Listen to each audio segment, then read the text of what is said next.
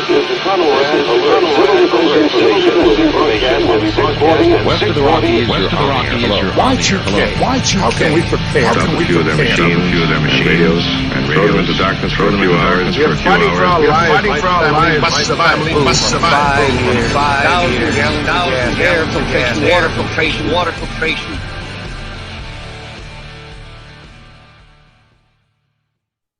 Hey, guys, how are you? We are back for another edition of Workshop Radio. It was such a hey, guys, how are you? We are to do it once again. So, my co-host is the wonderful Nicole Sauce. How are you? Howdy, everybody. What's up? Hey, this is going to be fun. So, we are completely riding blind. Well, not completely, but this is I can see. I got my glasses on. Well, you're doing, but I thought it was the glare off my forehead, but you're doing So we are going to try, this is where we are going to do live segments in between. We're going to do the old-fashioned talk radio. We have 11 segments. I want to ask you, Nicole, who you're most looking forward to, but that's like saying what's your favorite dog or your favorite kid, right? Yeah, that's not kind at all. No. So what there's one on there. I don't know who they are, though. So they are who I'm looking forward to because there's a new one. Is it Jester? It's Jester. Yes, I love Jester. Jester's been, I met Jester at Prepper Camp. I won't spoil it, but he's a great content creator. He's been on my show once.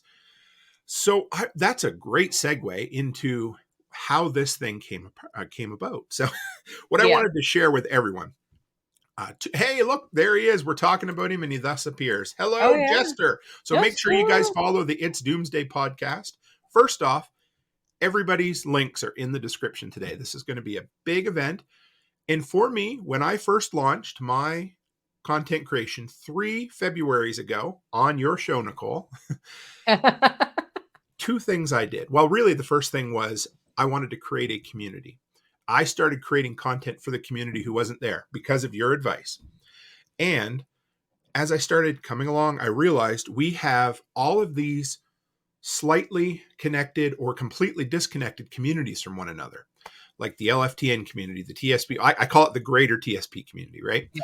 And then there's like PrepperNet and Prepper Broadcasting Network. And then there's all these kind of like from the Cold War Preppers. So the Midwest Prepper Network. Oh, yeah, right. So we want to bring them all together.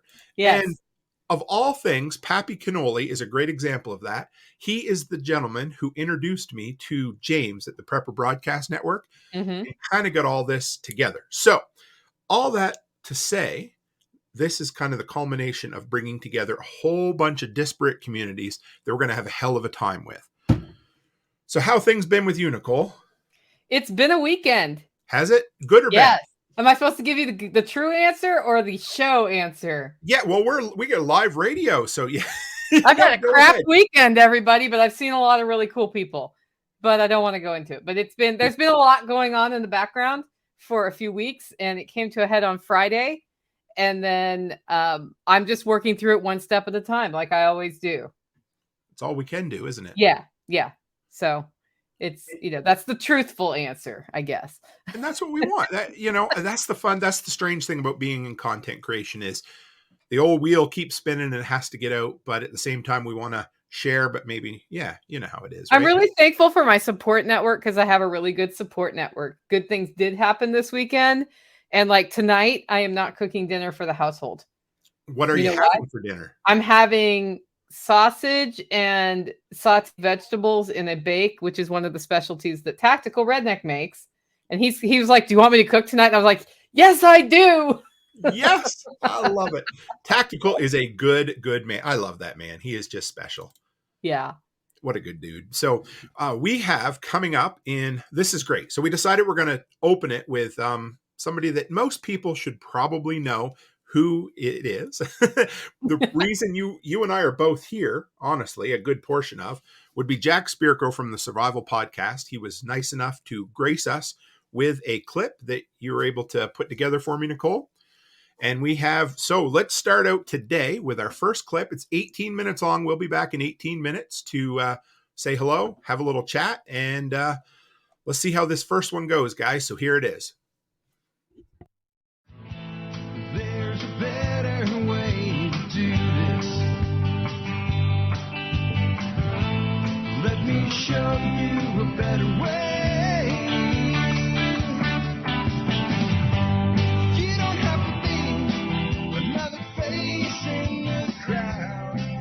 And we are live as I watch global warming bouncing off my window in the form of ice pellets today. And it might seem a little distracted just for the next few moments, guys, as I wait for my wife to get home. We had to go out and drive in this crap. We had the grandkids here, and this stuff just started. I'm keeping an eye on her with glimpses and what have you.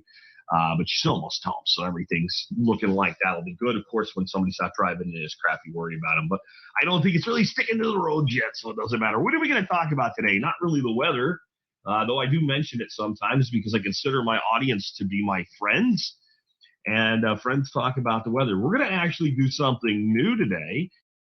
Hey, I was going to say, I got this cool little bottle of Johnny Walker Blue that Nick Ferguson gave me at the last workshop. And I don't know how toxic the label on this is.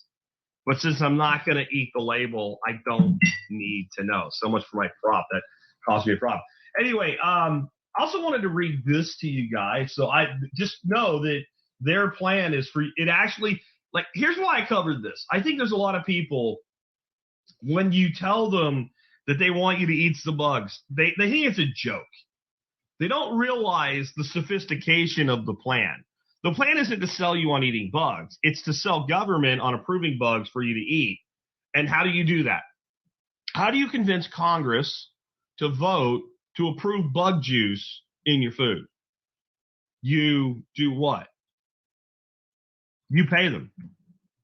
That's all you do, right? Like if you're not quite up to speed on that yet, that's what you do. You just pay them, and then they approve whatever you want. It's that simple. It's called lobbying. So I just wanted you guys to know that. I'm trying to find this article or this email right now. This comes from, let's see, do we have a name? Yeah, Greg. Greg says, this will be a long message, but it's also long overdue. 3 years ago this summer, you did 13 Stomp series that helped change my life, not to mention that of my whole family. A bit of background, I first learned about your podcast after listening to Amy Dingman's podcast. That was at least 4 years ago, and I believe you had just celebrated your 2,500th episode. I was hooked, and even my wife became hooked. We listened to every episode you see in short order. My wife and I were the product of a very effective compliance training, public schools and mainstream upbringing, the real problem. Now, I'm going to skip ahead, but he says my 13 stomps he took very seriously. And this is what he decided, because in those 13 stops, I teach you to define what you don't want and what you do want.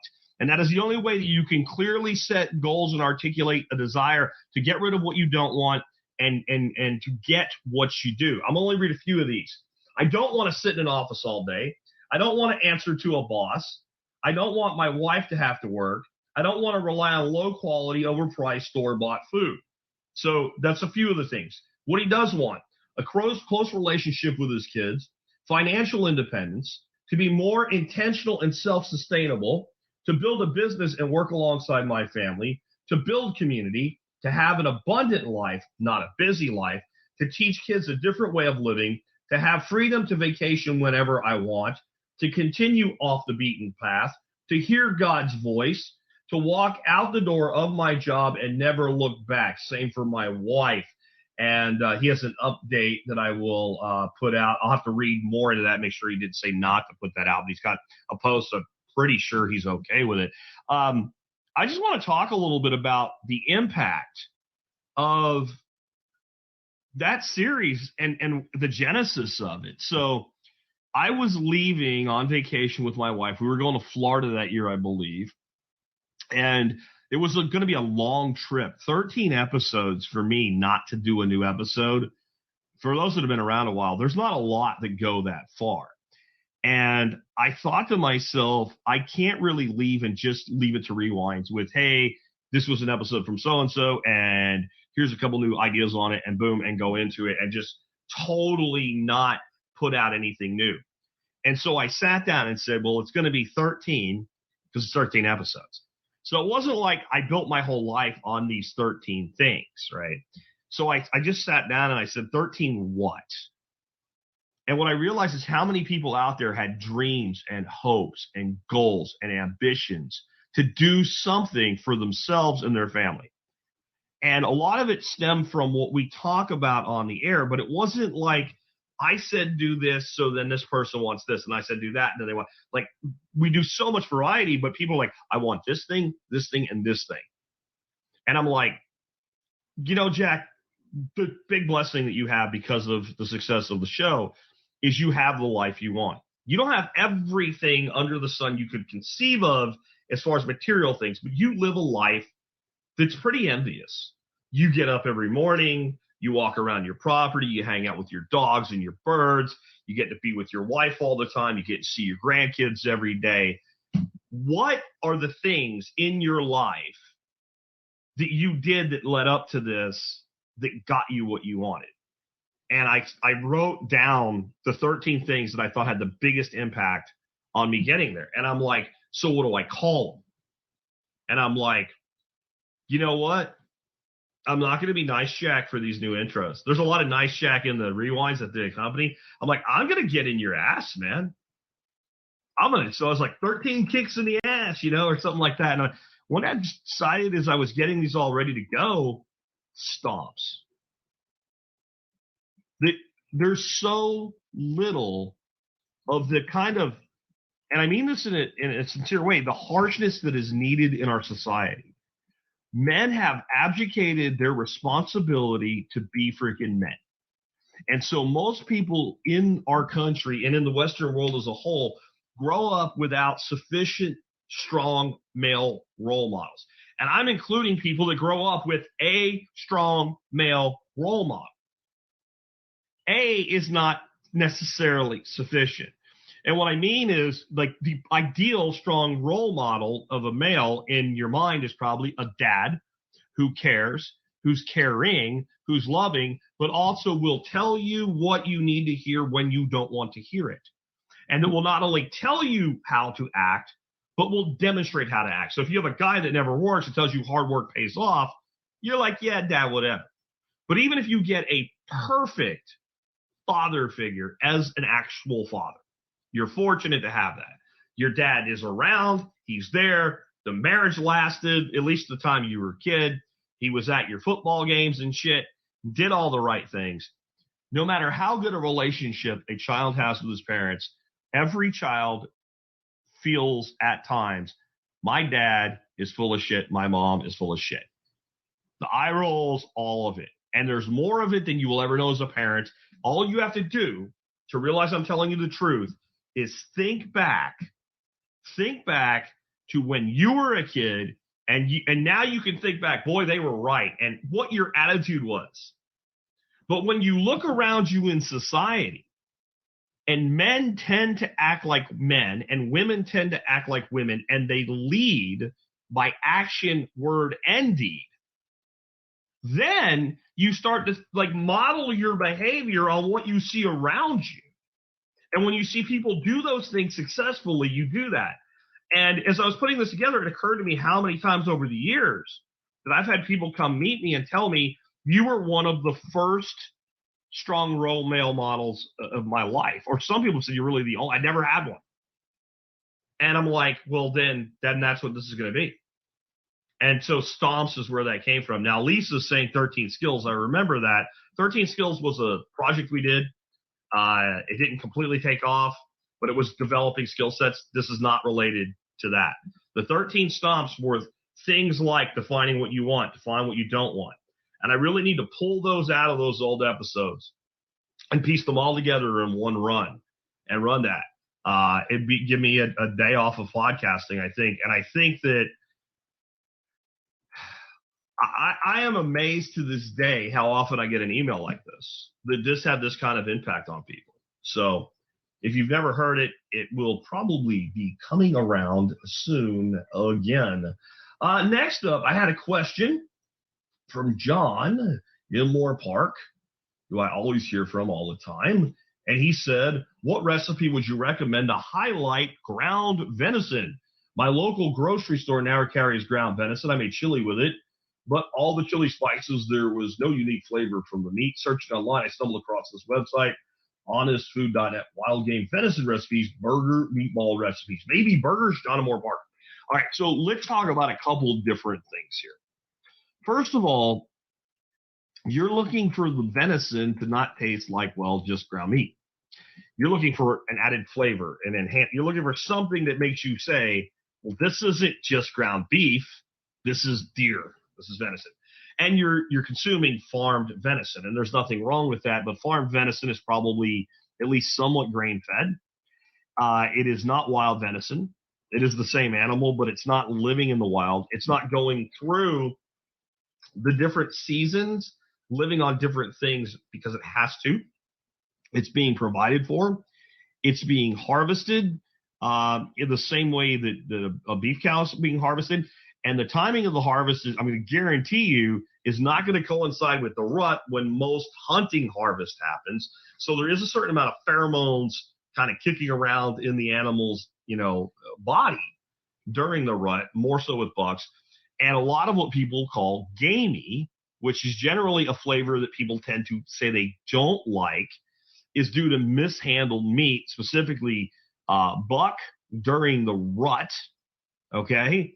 And dealing with things like the hawk glands on the back legs.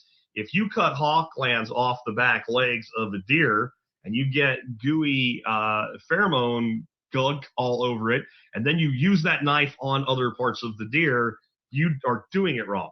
So you're not going to have a lot of gaminess, even though I tell you all the time, gamey's not a flavor. There's no flavor that is gamey.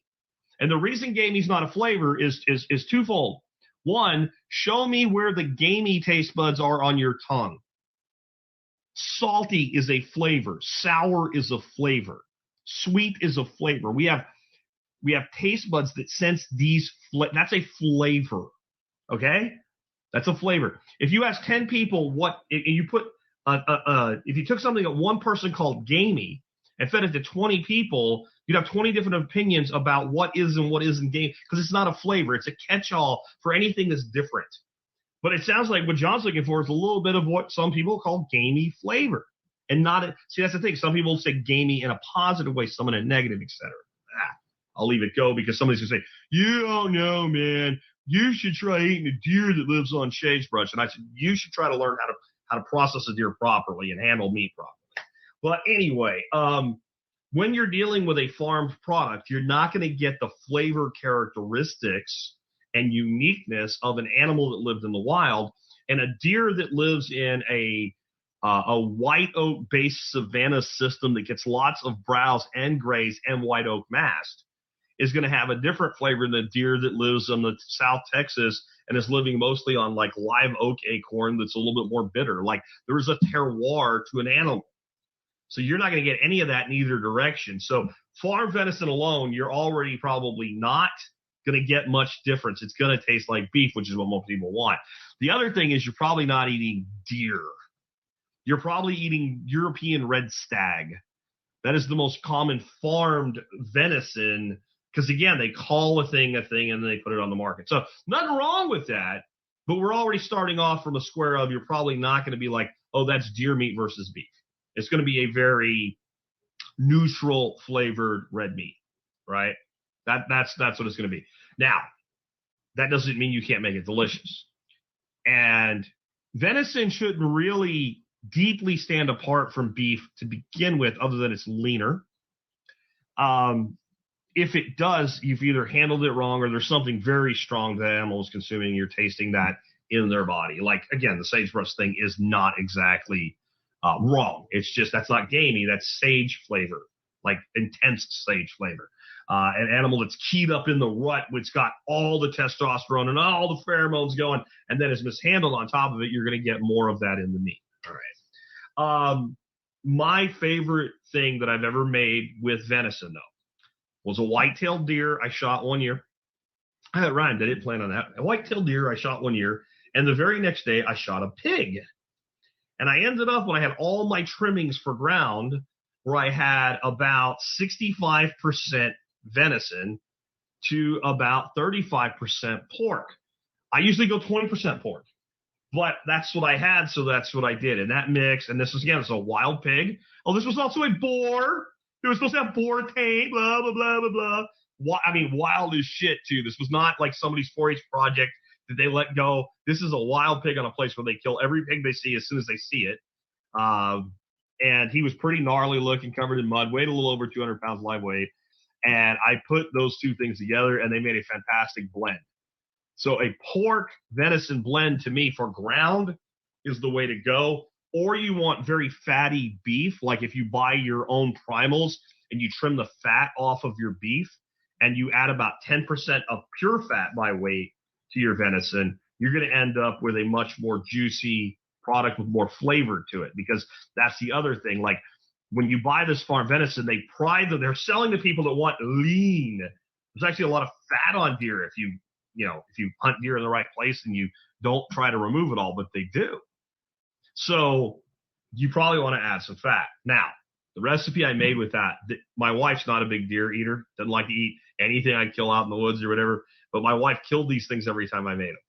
To about 2 pounds of a good venison pork mix, add about a heaping tablespoon of gochujang, which is a fermented Korean chili paste, and mix that up, just some salt and pepper to go with it, bit of soy sauce, probably a tablespoon of soy.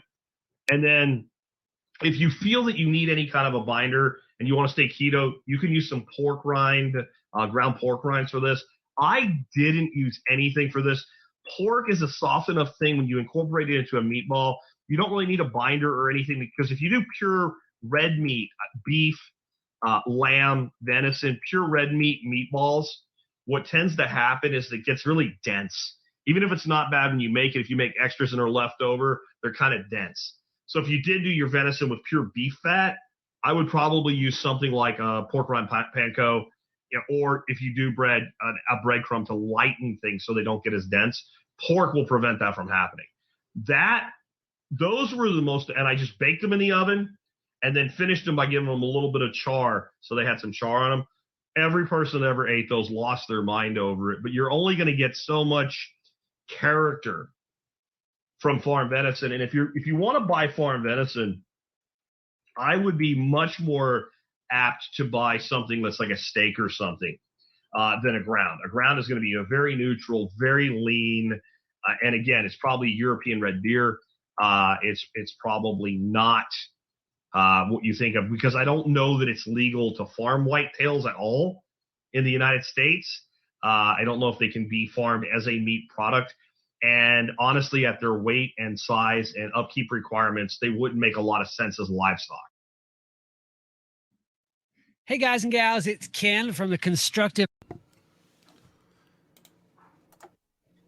Still getting the hang of this live.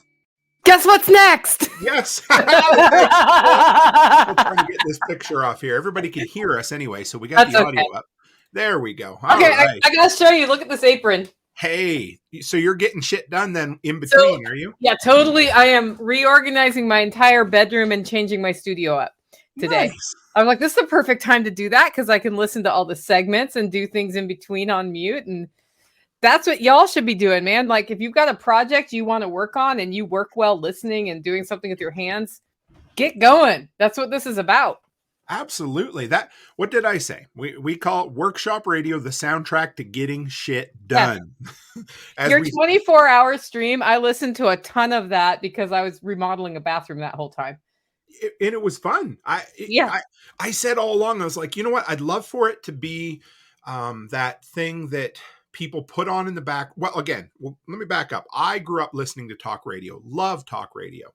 It was always on, if I went to my grandfather's alternator shop, they had that little AM radio up on the, the shelf, and it was playing. I go over to my buddy Danny's. His father had a little shop that was barely big enough to stand in. He had a little radio. Always, it was the soundtrack of life, like baseball in the summertime, except this is the soundtrack to getting shit done, right? So that's what I wanted. This kind of picture that little AM radio sitting on your shelf on the workbench while you build the life you want to live. So what are you doing today, Nicole? What is it you're getting done? I am completely reorganized. So my studio is also my bedroom. Okay. And the reason is I have a 2-bedroom home, 1,200 square feet, and I work from home. And you would think bedroom and office, right? Yes. No, Mama Sauce comes and stays 6 weeks at a time, and then she's in my office. So I made the studio in this like tiny corner of my bedroom. And I realized the other day, if I just move the bed, I can bring my music studio in here too. I'll have a whole bunch more room to operate. And so in order to do that, because I store canned goods under my bed and all sorts of other stuff, I had to pull everything out. Oh, which is then like, well, I might as well sort this stuff, right? And then I thought, well, I'll do a deep clean while I'm doing it. And then I'm bringing my music studio in here. And so the studio is going to completely change so that I'm more empowered to get more things done. Because right now I feel a little cramped in this corner. I understand. So psychologically, I'd like run out to the table to work and things. Sure. And so now I'm just making it a better workspace. Well, you remember way back when you had me first on your show and I launched, do you remember these green walls right here? Yes. Yeah. So that's when I first started. I was some guy mumbling to himself, to a little iPhone, blah, blah. These green walls are still here. It just looks prettier with a curtain in front of it. But what you can't see is right over there. The closets have been torn out. The ceiling is gone because this is going to become a more permanent studio space. I'm going to insulate the floor so you can't hear the small circus of chihuahuas as much when I'm live streaming. Yeah. And, so so Jester comes on and he said, bedroom plus studio makes for some. Gotta make sure record's off, man. That is true. Yes. Have you ever gone to the bathroom and forgot to turn mute off, Nicole? Yeah, I have a policy about not bringing this in the bathroom with me. Good call. For that reason, because one time it pocket dialed while I was peeing at an airport. Somebody left a message of and in the airport it's like flash, flash, flash, flash, like all of the flushes. Isn't that special? That person never said anything to me about it, but I know it happened and he knows it happened. I would appreciate. Whatever. It's like when you meet somebody and they got a booger on their face, should I say? There was a local lady here that works at a store. For the first 2 years that I went in, I thought she always had a booger in her nose, but it turned out it was some sort of weird piercing. So I never said anything. Let's put it that way. So let's ask the audience. Say yes or no in the audience. If you see a booger on somebody's face and you don't know them and you're meeting them for the first time, should you tell them they have a booger on their face? Now, I'm gonna say yes. But maybe I would, okay, if I met you for the first time and I had just sneezed and it was all down, I would want you to tell me because, but that's just me. So I can tell you, I would tell somebody unless there was some reason it was super, if there was 9,000 people around, I would bring them off. Yes. Not in front of people, but if somebody has something between their teeth or a booger hanging out of their nose, I will tell them, or XYZ. If that happens, I'll be like, you might want to zip your pants up because you're about to go up on stage and that will be at eye level, man. Something's hanging out, Yeah. Bad idea. Grey Wolf Tactical says politely yes. Pappy, yes. Martinson says tell them. Always love Martinson's straight to the point Canadian no nonsense attitude. So yeah, Canadians are so straight to the point and never apologize. Never. No, sorry about that. Yeah. What do you got coming up, Nicole? I wanted to ask you. I'm not going to get to this one, but you've got an event coming up soon, don't you? What is it? We have a badass event. It's called the Self-Reliance Festival, and I know a lot of the people listening have heard of it. It's in Camden, Tennessee, March 25th and 26th, and every one of them, I'm like, this is the best one ever. So this is the best one ever. It really is. We've got Paul Wheaton, we've got Joel Riles, we've got Tag from Life Done Free, we've got who else? I'm going to speak. Of course, you're there for me. Mike Shelby from Forward Observer. Did you say Bear CJ? Independent, huh? Is CJ there? CJ from Dangerous History Podcast. And the top, what happens is, so people think that I plan these themes for these events, right? Right. What happened is I asked for applications, and the themes that have come out are better situational awareness around you, as well as how to defend yourself against the 3 most likely attacks, as well as how to improve home security. So there's been a security just thing that's happened. We always have the emergency medical, and then off-grid living really came through. So we have, of course, growing food, preserving food, preparedness that's reasonable and not panicky. All of those things that we usually have, and then demos of skills like blacksmithing and other things that people are just really interested in learning about. But Tag from Life Done Free is going to talk about his off-grid journey. Sean is going to talk about his. I have off-grid communications, and I just had somebody come in, another off-gridder. I don't remember it. Like literally. Oh, no, it's not off-grid community. So we're getting Brad from Bradley Bleasdale, who does the Sequatchie Training Center in Middle Tennessee. Yes. He's coming in and talking about how to build real community. He started the Freedom Cell in Cookeville. He sparked forward momentum in the Freedom Cell in Chattanooga. And what he does is he goes and gets people excited, gets it going on a regular basis, and then he backs off. And then he goes and starts another one, and then he'll connect them. So he is a master connector. Nice. Yeah. Well, we are going to go right into our next live segment. No, it's not live. It's memory. Our next pre-recorded live segment. Yes, our next pre-recorded live segment with our buddy Ken Esch. So hang in there. We'll be back in about 15 minutes and 16 seconds to be specific. Hey guys and gals, it's Ken from the Constructive Liberty Podcast and Empowering Forward Momentum Coaching.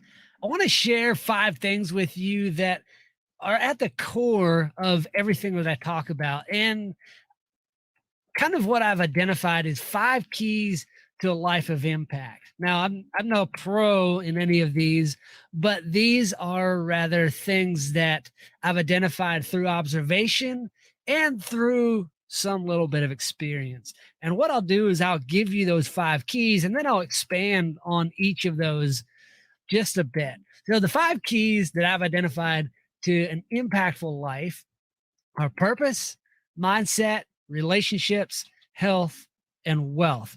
And kind of the way I laid those out, the way I did in that order, is because I believe that in that order, each one levels up the impact that you can have on the previous one. So if you have a purpose in life, you can impact other people.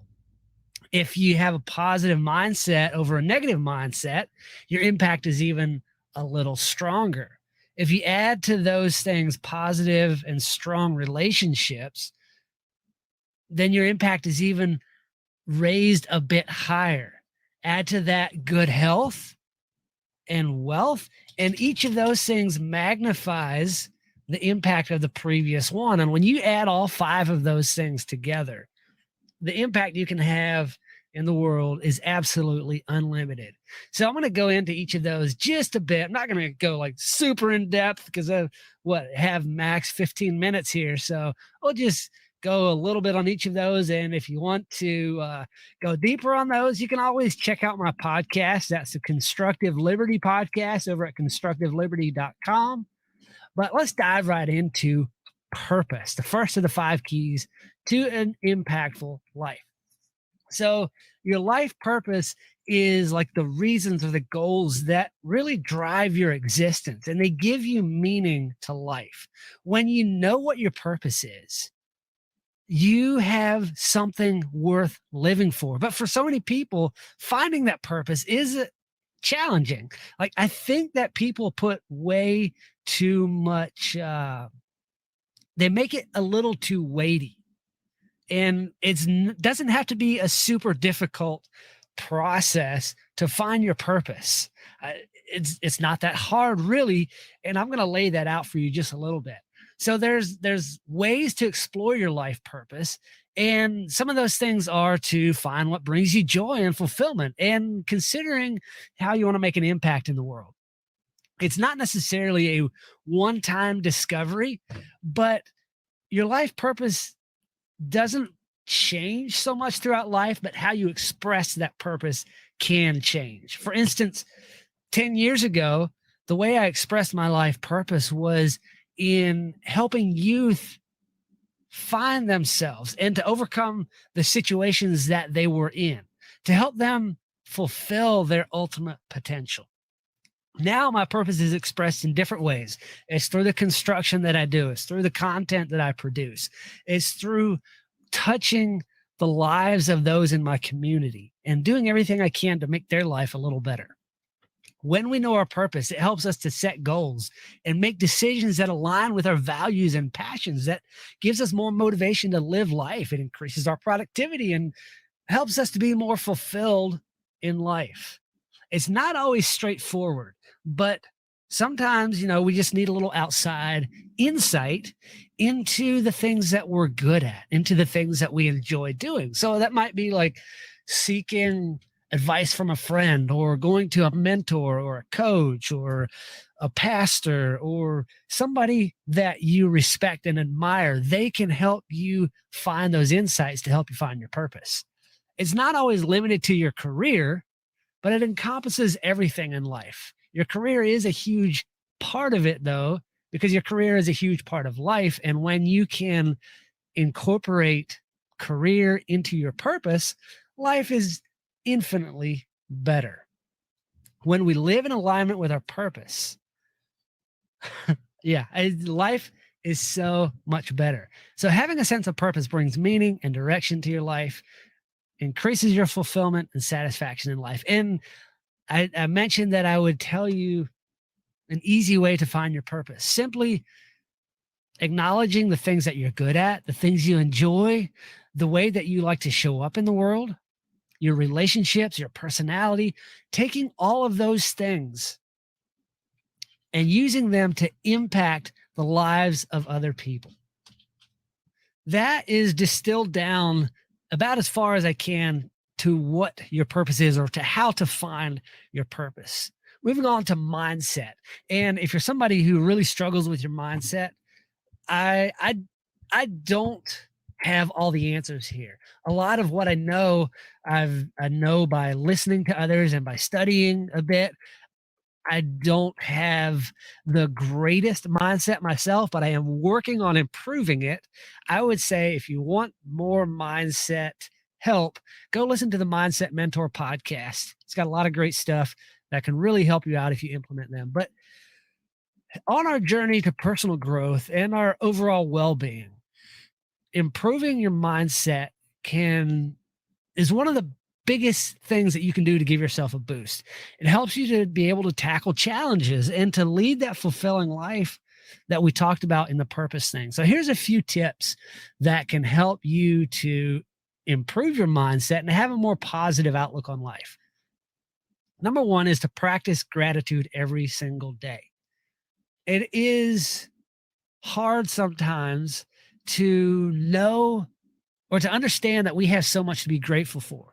But if we sit down and really acknowledge how much we actually do have, how good we do have it in life, it really shifts your mindset, gives you more appreciation and contentment in life. So practice gratitude daily. Number two is to set realistic and achievable goals. If you're in a negative mindset, you feel like you're incapable of doing things, like nothing's going to work out. I can't do anything right. But if you set small, realistic, achievable goals that you can knock out quickly, gives you a sense of satisfaction, a sense of achievement, and that can improve your mindset. Number three is to surround yourself with positive people. You're the average of the 5 people you spend the most time with. So really look deeply into who you're spending your time with, because negative people will give you a negative mindset. Positive people will help give you a positive mindset. Number 4, you need to limit your exposure to news and social media. I say eliminate the news entirely. If you need to hear about it, you will hear about it from somebody. But those things tend towards the negative. So limit the exposure to news and social media. Number 5 is to challenge negative thoughts. If you have a negative thought, don't say, oh, no, that's not true. Or don't try to change it to positive thinking like a lot of people do. Like, no, I am beautiful. I am right. I am just. I am true. Don't do that. Like, be realistic with it. If you have a negative thought, capture that thought. Pull it out of your head, like rip it out of your brain and hold it in your fist so it can't go back into your head and affect you. But study it. Figure out where that thought came from and what's true about it. Change that negative thought into a constructive thought. Not, I'm a failure, but rather, I failed at this one thing that I was trying to do. And here's the lesson I learned in that. And here's what I need to change next time to make so that I am successful at that thing. You are not your actions. You're not the failure that you think you are with those negative thoughts. So capture those thoughts, change them into something constructive. And then the last one is to keep a growth mindset. So always embrace those challenges and failures as opportunities for growth and learning. Failures aren't setbacks. It's just an opportunity to learn and grow. So focus on what you can learn from the experience and how you can use that knowledge to improve in the future. And the third key is the relationships. I'm just going to go through a few bullet points here. Relationships are a foundation of social and emotional well-being. Okay. So no matter if it's your romantic relationships, if it's, the relationships with your best friends, with your social group, with the guys that you go out shooting pool and drinking with on the weekends, or with your coworkers, your boss, the people at church, or everything you do in life is based on relationships. It's the foundation of everything in life. I mean, there's no other way to put it.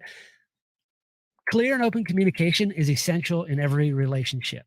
If you have a friendship, I say a friendship, or we'll just go with a relationship with somebody who isn't open and honest and clear with you, you can't trust them. And trust is the foundation of a strong relationship. Another aspect of strong relationships is compromise. No two people, I don't care how alike they are going to like all of the same things. They're not going to want everything the same way. So compromise is necessary. Okay. Shared goals and interests provide a strong foundation for a relationship. So with my best friend and I, we both love watching football. We both love snowboarding. We both love wakeboarding. We both like fishing. There's so many things that we enjoy doing, and it gives us the natural environment to become better friends, to talk more, to spend more time together, to do all of the things. So all of the shared goals and interests give us that foundation for deepening the relationship. Respect is also key in any relationship. Maintaining a positive attitude and focusing on the positives of the relationship can also help strengthen those relationships. So if I focus with my wife, if I focus on all the negative things, and there's not many of them, but every person has negative things about them. If she focuses on all my negative things, and there's plenty of those, then she's not going to stick around because she's just going to see how terrible of a person I am. But if she focuses on the things that she loves about me, that relationship can go stronger. Relationships also take lots of effort and compromise from both partners. It is work. If you don't put the work into it, it's going to fall apart. If you ever drive around the country, I live in Kentucky, so I see lots of old tobacco barns, and a lot of them are leaning to the side. And then the next year they lean a little more to the side. And then the next year, a strong wind comes along and blows them over. Relationships are the same way. If they're neglected, they're going to fall apart. They're going to fall down. So it takes effort. It takes a lot of work. Strong relationships, again, are built on clear communication, trust, compromise, common goals, interests, respect, and a positive attitude. Next, we have your health. And there's so many different aspects to health, from your physical health, your mental health, social health, spiritual health, so many different things that have to do with health. I'm going to focus on the physical here.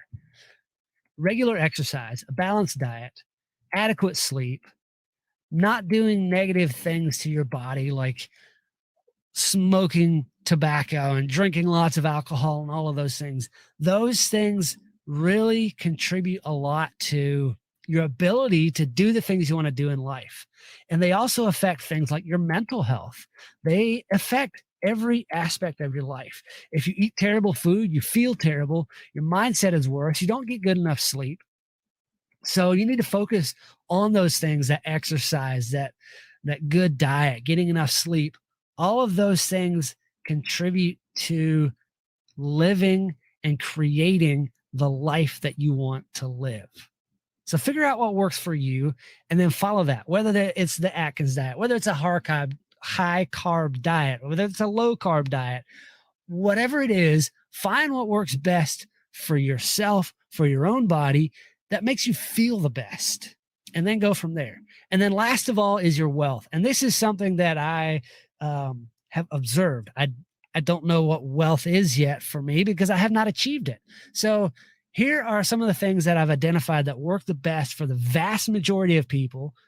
But then for those other few people that want to do the extra work and move forward faster and go farther, you can find a different track. But here's the things that work the best for the most amount of people. Create a budget, track your expenses, and then find areas where you can save money. So maybe set up an automatic transfer to go into a savings account. Pay off all of your debts using Dave Ramsey's snowball method if that's what works for you. If you're an employee, take advantage of your employer-sponsored retirement plans, get all the tax benefits and the pre-tax investments and all of those things, and continuously educate yourself about personal finance and investing, okay? For most people, building wealth takes time and it grows slowly. So you got to be patient and stick with the plan that you create for yourself. That's what works the best for most people. Not everybody. I recognize that. So if that doesn't work for you, then find what does, but be smart with your money. That's all I've got for today. I hope those 5 keys that I shared with you help you out. I hope they inspire you, motivate you to move forward, creating a life that you love. Do good work. Thanks, Brother Ken. I tell you, I finally got to meet Ken in person at I met him first at Living Free in Tennessee at Nicole's Spring Workshop. You've had him on your property a couple of times, haven't you, Nicole? Oh, you're muted. There we go. I can talk a lot without you hearing me. It's maybe better that way. Absolutely. How are Yeah, so he built Taj Mahal, which then I completely plagiarized and made my own version north of the border. Can't wait for your event. I'm quite excited. Yeah, we're the Workshop. That's what we're calling it because I tried to call it a bunch of other names and I'm like, Self-Reliance North. I don't know. A bunch of different names and it finally stuck. The Workshop, which is going to be the first long weekend in August up here. Tickets are going to be $200. They're going on sale pretty soon. We've got some pretty cool speakers. I'm working on some more in the background. I'll have more to let you know as we go along. So Nicole mentioned to me that we should have a submission form for segments because we're going to try to do this at least quarterly going forward, maybe more often if it goes. So in the last 15 minutes, I decided to get some shit done and I threw a form up on my website. So sweet. If you go to toolmantim.co/workshop radio, let's see if we can throw that in here. There you go. If you'd like to get on board for the next one, it's just a very rudimentary form. You just put in your name, your brand name, email address. Do you have a segment? Yes or no? And then I will email you a Google Drive link that you can upload it to. So the first 11 or 12 segments we get, we'll go into the next one, and then we'll start stacking for the next time. Yeah, and I think it's important, like part of the purpose of this is we're getting exposure to people we've never heard before and hearing people we love to hear from as part of this. And when you hear somebody like Ken from the Constructive Liberty podcast or Jack from the Survival podcast, that's who's heard some so far, and you like what you hear, go out and follow them. Absolutely. I mean, like give them a like on their YouTube channel. If you subscribe to everybody's YouTube channel who was on this, who has a YouTube channel, that makes a huge difference, especially when they're starting out. I was asked to be on an interview with somebody. I went and looked at their YouTube channel. They have 127 followers. Love it. And you know what I said? You said yes. I have time, so I said yes. Good for you. I was like, okay, we'll give them a little boost, right? It's helpful for everybody to kind of bring each other up. Absolutely. And speaking of which, so if you're looking for a really good IT guy who's in the family, a web host guy, JS, who is very, shy and doesn't, no, I'm just kidding. He's the cat's ass when it comes to this kind of stuff. He says he knows that site. It's because he's helped design it, build it, upload it. He hosts it. So is it getahostnow.com, right? Yes. Getahostnow.com. Joshua Sloan. He won't actually let everybody host on his system. So if you want to use hosting from him, which it's a good hosting package, especially if you're starting out. And I think he's too generous with his time in helping you figure out how to get things launched. But that's how he is. That's why everybody loves him. Let him know where you heard about him from. So you're not like some random person off the street, because part of why his hosting runs smoothly is he doesn't let noisy neighbors in. He doesn't let people who are taking all the traffic because it's a shared hosting solution. It's one of those, I know a guy, so here, let me, give you a boost, and that's the beauty of these shared communities is everybody knows a guy. We have a connection that we can make an introduction to, and then we kind of push things along. And once we have each other's trust, we know we can share that trust with other people. So I think that's good. So, go ahead. Yeah. Is it time to go to the next one? We got 2 minutes. I need to ask because after Ken's segment, I have to ask my question. Go ahead. And so I want you to tell me what you think your superpower is, and then what you think my superpower is. Okay. I'm going to go with, I think, see, you had to put, I've had 20 minutes, 30 minutes to think about this. I gave him a heads up. Yes, you did. And I'm still on the spot. So I think you're so good at giving people opportunity, when it, and maybe that I'm reflecting my own story in that, but I think one of your superpowers is giving people that tiny little kick in the butt, but giving them that platform or that first little step, like, hey, here's your first step to get going. Now keep doing it. And I mean, that's what you did with me. And you even came back after I said, I'm too scared, I'm not going to do it. And then you came back and did it again. So I think that might be one of your superpowers. That's what I see. And mine, I think it's encouraging people and bringing people together. I love to see other people succeed. And I hate to say that about myself, but no, I don't. I love to say that about myself, but that's what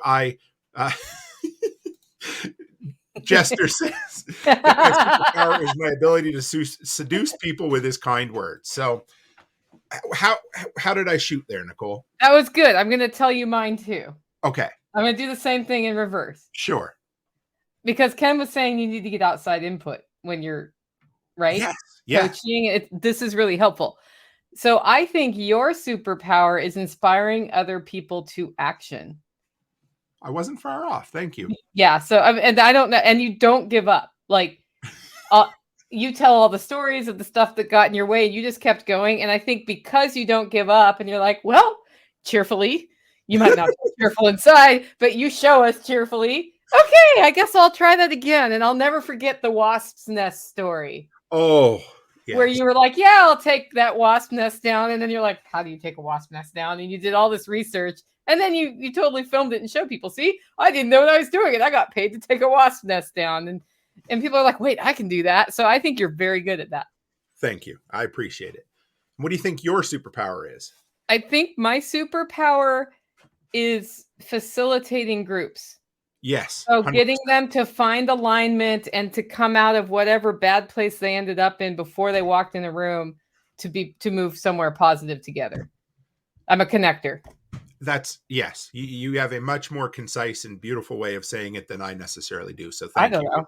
Yeah. Whatever. You know. So with that, we're going to jump into a lady who reached out to me a couple of months ago and said, hey, I'd love to have not just you. Actually, what I'd really like is your wife to come on the show. But if you want to tag along, you can too. And her name is Robin Holstein of the Holstein House. So next, we are going to have a segment from her. I asked her for 15 minutes. She sent me 15 minutes and 0 seconds. So here we go. Welcome, everyone, to the Holstein House podcast. I'm the West Virginia woman, Robin, of RobinHolstein.com and Holstein House, where my guests get a great night's sleep at a fair rate plus breakfast. This is a podcast that looks at society and culture issues affecting families in West Virginia and the United States, from food preparation and storage, gardening, home repairs, current events, and more. We'll go around the table and back in 60 minutes or less. So let's hang out and talk a while. Wow, that's some crazy introduction, isn't it? Hey, I'm Robin Holstein, and this is the Holstein House podcast. Here we share hospitality, home cooking, and food preparation, along with tips to help make your life a little better. Join me in my tribe of cats, dogs, chickens, and ducks as we welcome traveling guests, enjoy some home cooking, and practice our food preservation techniques. I started with Airbnb in 2017, and I offer guests a single private room with a double bed and a delicious continental style breakfast. If you book direct through robinholstein.com, just look for the Holstein House link in the menu, you can enjoy lower rates and special promotions. If you're traveling to or through West Virginia, I hope you'll consider staying with us for that original Airbnb experience. I want to thank Toolman Tim for the opportunity to participate today. He and his wife were the first people I interviewed for my podcast, and I'm very, very grateful. So now, let's listen to the wide range of topics that we cover on the Holstein House podcast. Stan Bumgardner, local fiddle legend and West Virginia historian, is going to be one of my interviews here in a couple weeks. I've known Stan for over 20 years. I don't know him except I'm not a close personal friend, but we do know each other. I met him when I started dating Wayne back when they were playing in the Southern rock band Rockin' Horse. Stan used to work for the Division of Culture and History, and from 2015 to just last December, he was the editor of Golden Seal magazine, and now he's with West Virginia Humanities Council. I think he's the best, but if he's not the best, he's one of the best fiddle players in West Virginia. We're going to be recording that interview on the 22nd. It won't be live, but I will be uploading it afterwards.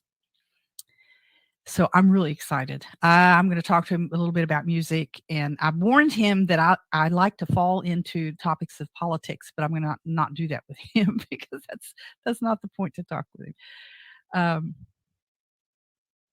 Now, I did mention a little while ago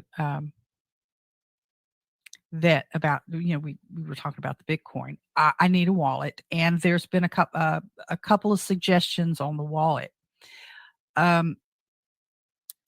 On the Fountain app, fountain.fm, for the podcast, there's a fellow that has been following me and contributing, and actually shared the link that I just put in the chat box there for the 21 Days of Bitcoin to help get me up to speed on it. And he goes by HJ, and I'll leave it at that. But he has suggested, because I had been talking about wanting to be a Satoshi millionaire. I mean, it just sounds like it's a lot. It's really not a lot.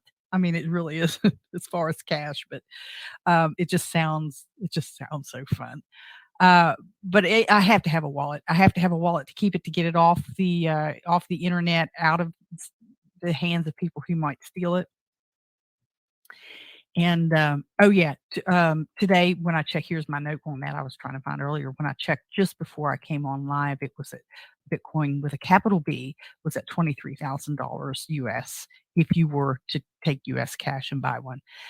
So that was, and it fluctuates throughout the day. You'd lose your mind trying to chase it. So I don't try to chase it. I check it every couple of days or so. But it's been kind of going up again. It had dropped quite a bit. I still don't have $23,000 just to check right at it, but that's where it's at. But and I have 127,149 Satoshi so far using the Fold app and Fountain.fm, and the Fold's got a little wheel you can spin, and there's a Bitcoin magazine that if you read certain articles, you can get like five Satoshis each for reading the articles and just stuff like that. So it's kind of fun. But I do need a wallet. And HJ recommended I look at the, I don't know how you pronounce it, Moon, M-U-U-N wallet for online, and then Trezor wallet for cold storage. I think that's what they call it, but it's offline storage. The Trezor I've heard of, and you can get those on Amazon. So I'm going to look at that. There's a YouTuber that I follow. It's called the LOTS Project, LOTS Project. And the guy that runs that, his name's Brian, and he's got an ebook on crypto. I don't have it yet. I don't have that ebook yet.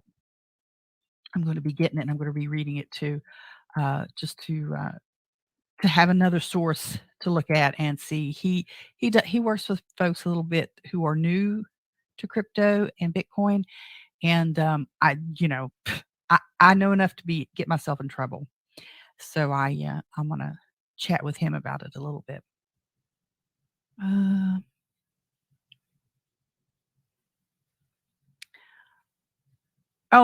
Tuesday, I asked people, what was your first vehicle when you got your driver's license? I'll ask it again. Mine was a 1971 Ford Pinto, manual shift. It was my dad's. And that's okay if it was your parents. It's fine because, that's life. And do you know how to drive a standard shift? That's always a good question. You can't get a regular passenger truck. You can't get a standard shift anymore, just on the lot. I don't even know if you can special order them. Work truck packages, I think, have them, but I don't think you can get one off the lot. And Brian over at the 2008 Nissan Altima. Oh, okay. Mine was already old by the time I got it, the 71, because I didn't start driving until 82. I think it was 82. No, it was before that. It was in 80. I started driving in 1980. And my dad had it. It was my dad's work car. And I once the day I got my license, I working the 30-day reviews. Dad didn't have a work car anymore. He had to drive the truck again. One of the things I kind of wanted to talk about today, the price of eggs has been in the news for months now. Some of us kind of hinted that you guys need to be getting ready for this back last summer. There was conversations and news reports and the avian flu and all kinds of things going on. And we were saying, egg prices are going to go up. You better get ready. I even did a video on storing eggs in lime water. And I did a video after a year when I took those eggs out and I used them and scrambled them and how they went. So that's on YouTube. You can look that up. Yeah, so people are screaming about the price of eggs being outrageously high. And some of the numbers I'm seeing people post, I think maybe, I don't want to say doctored, but hi, Letty Lou. Yeah, it's kind of hard to get everybody's shows in without stepping on each other's toes, and I totally understand. Nicole is the queen, and you have I have no issue with you running over there at all. Egg prices here. I had to go to the box store the other day of the price at the store. Oh, here it is.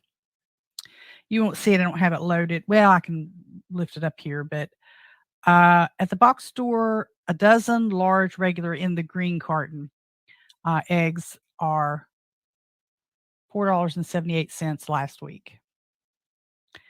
And I'm seeing people post that these things are $8, $9, $10. And I'm wondering if they're talking about the high-end organic, free range. Not that 478 is not high, because it hasn't been that long ago you get that particular type of egg for $1 a dozen or so. But people are talking about it, and I had been charging $3 a dozen for mine for a long time. And I actually sat down and I did it. I shared with you guys a couple of weeks back that I sat down and did the math again, because I hadn't really done the math for a long time, and I'd had a spreadsheet put together, and it must have been on a machine that I go through machines.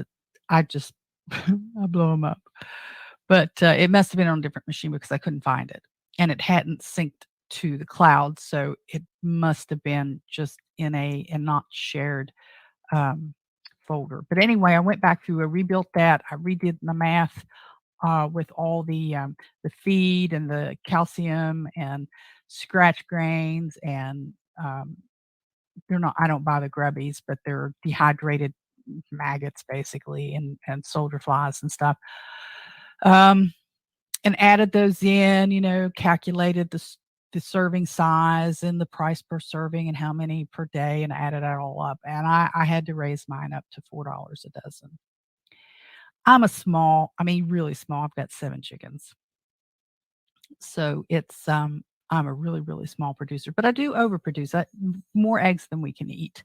So I do sell them, and one of my best customers, I told him, I said, I'm going to have to raise them after this next round, and he said that's okay. And so I've got some to clean up today to take to him. So I don't have fuel costs usually with that because he just lives around the block. I usually, when the weather's good, just walk him over there. So he'll get a couple dozen today.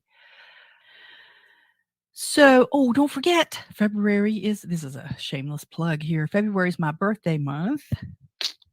And direct book guests, for those of you who are out there, direct book guests get a little something extra. If you use a promo code BD10, and that's like birthday, BD10, direct book guests can get an additional 10% off the regular room rate.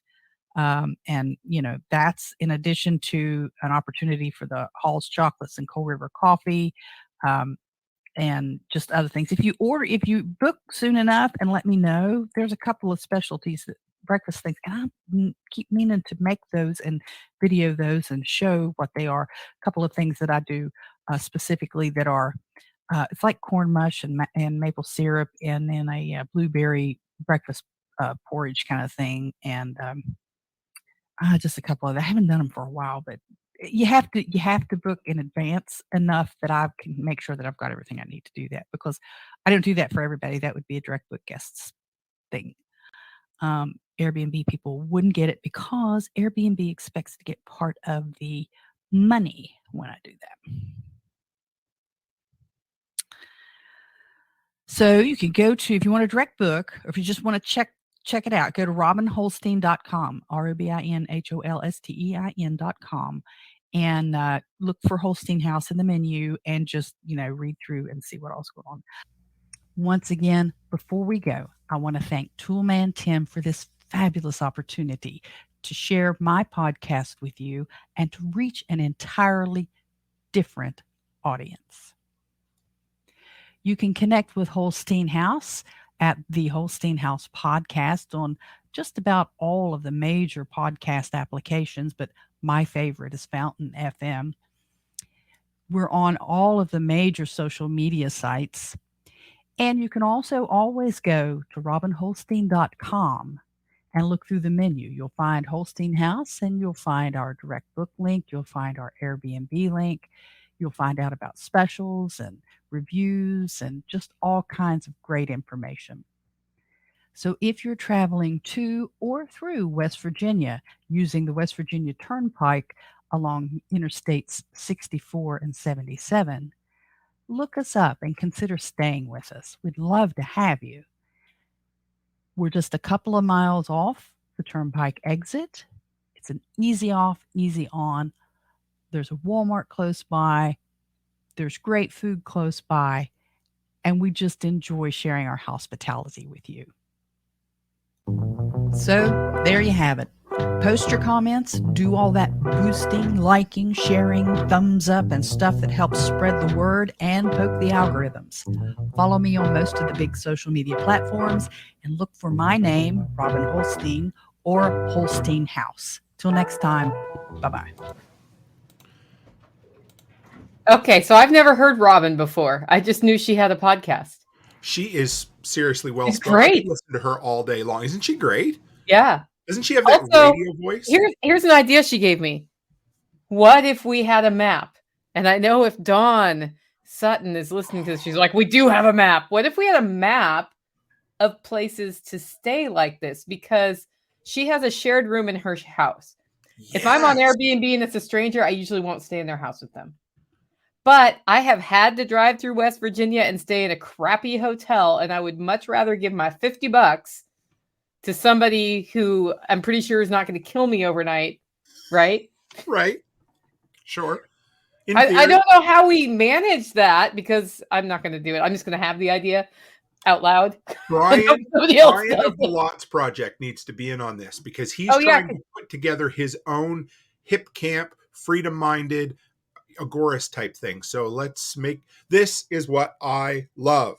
because we're making live connections while we go here. This is great. Yep. So speaking of live connections, James. So I need to email this person. Yes. James, the what do we call the commander? Yeah, the commander-in-chief. The commander-in-chief of Purple Broadcast Network. He is awesome. And so I just told him you need to be a guest on Preppers Live, which is the flagship show.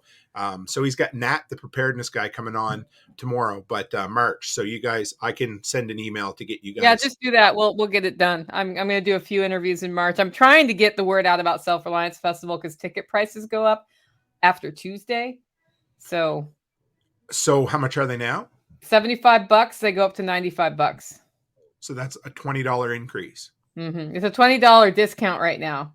Right. Sorry, my bad. what I'm getting at is if you don't sit on it and you book today, you will save yourself $20, which can buy, a Patch of the Month Club.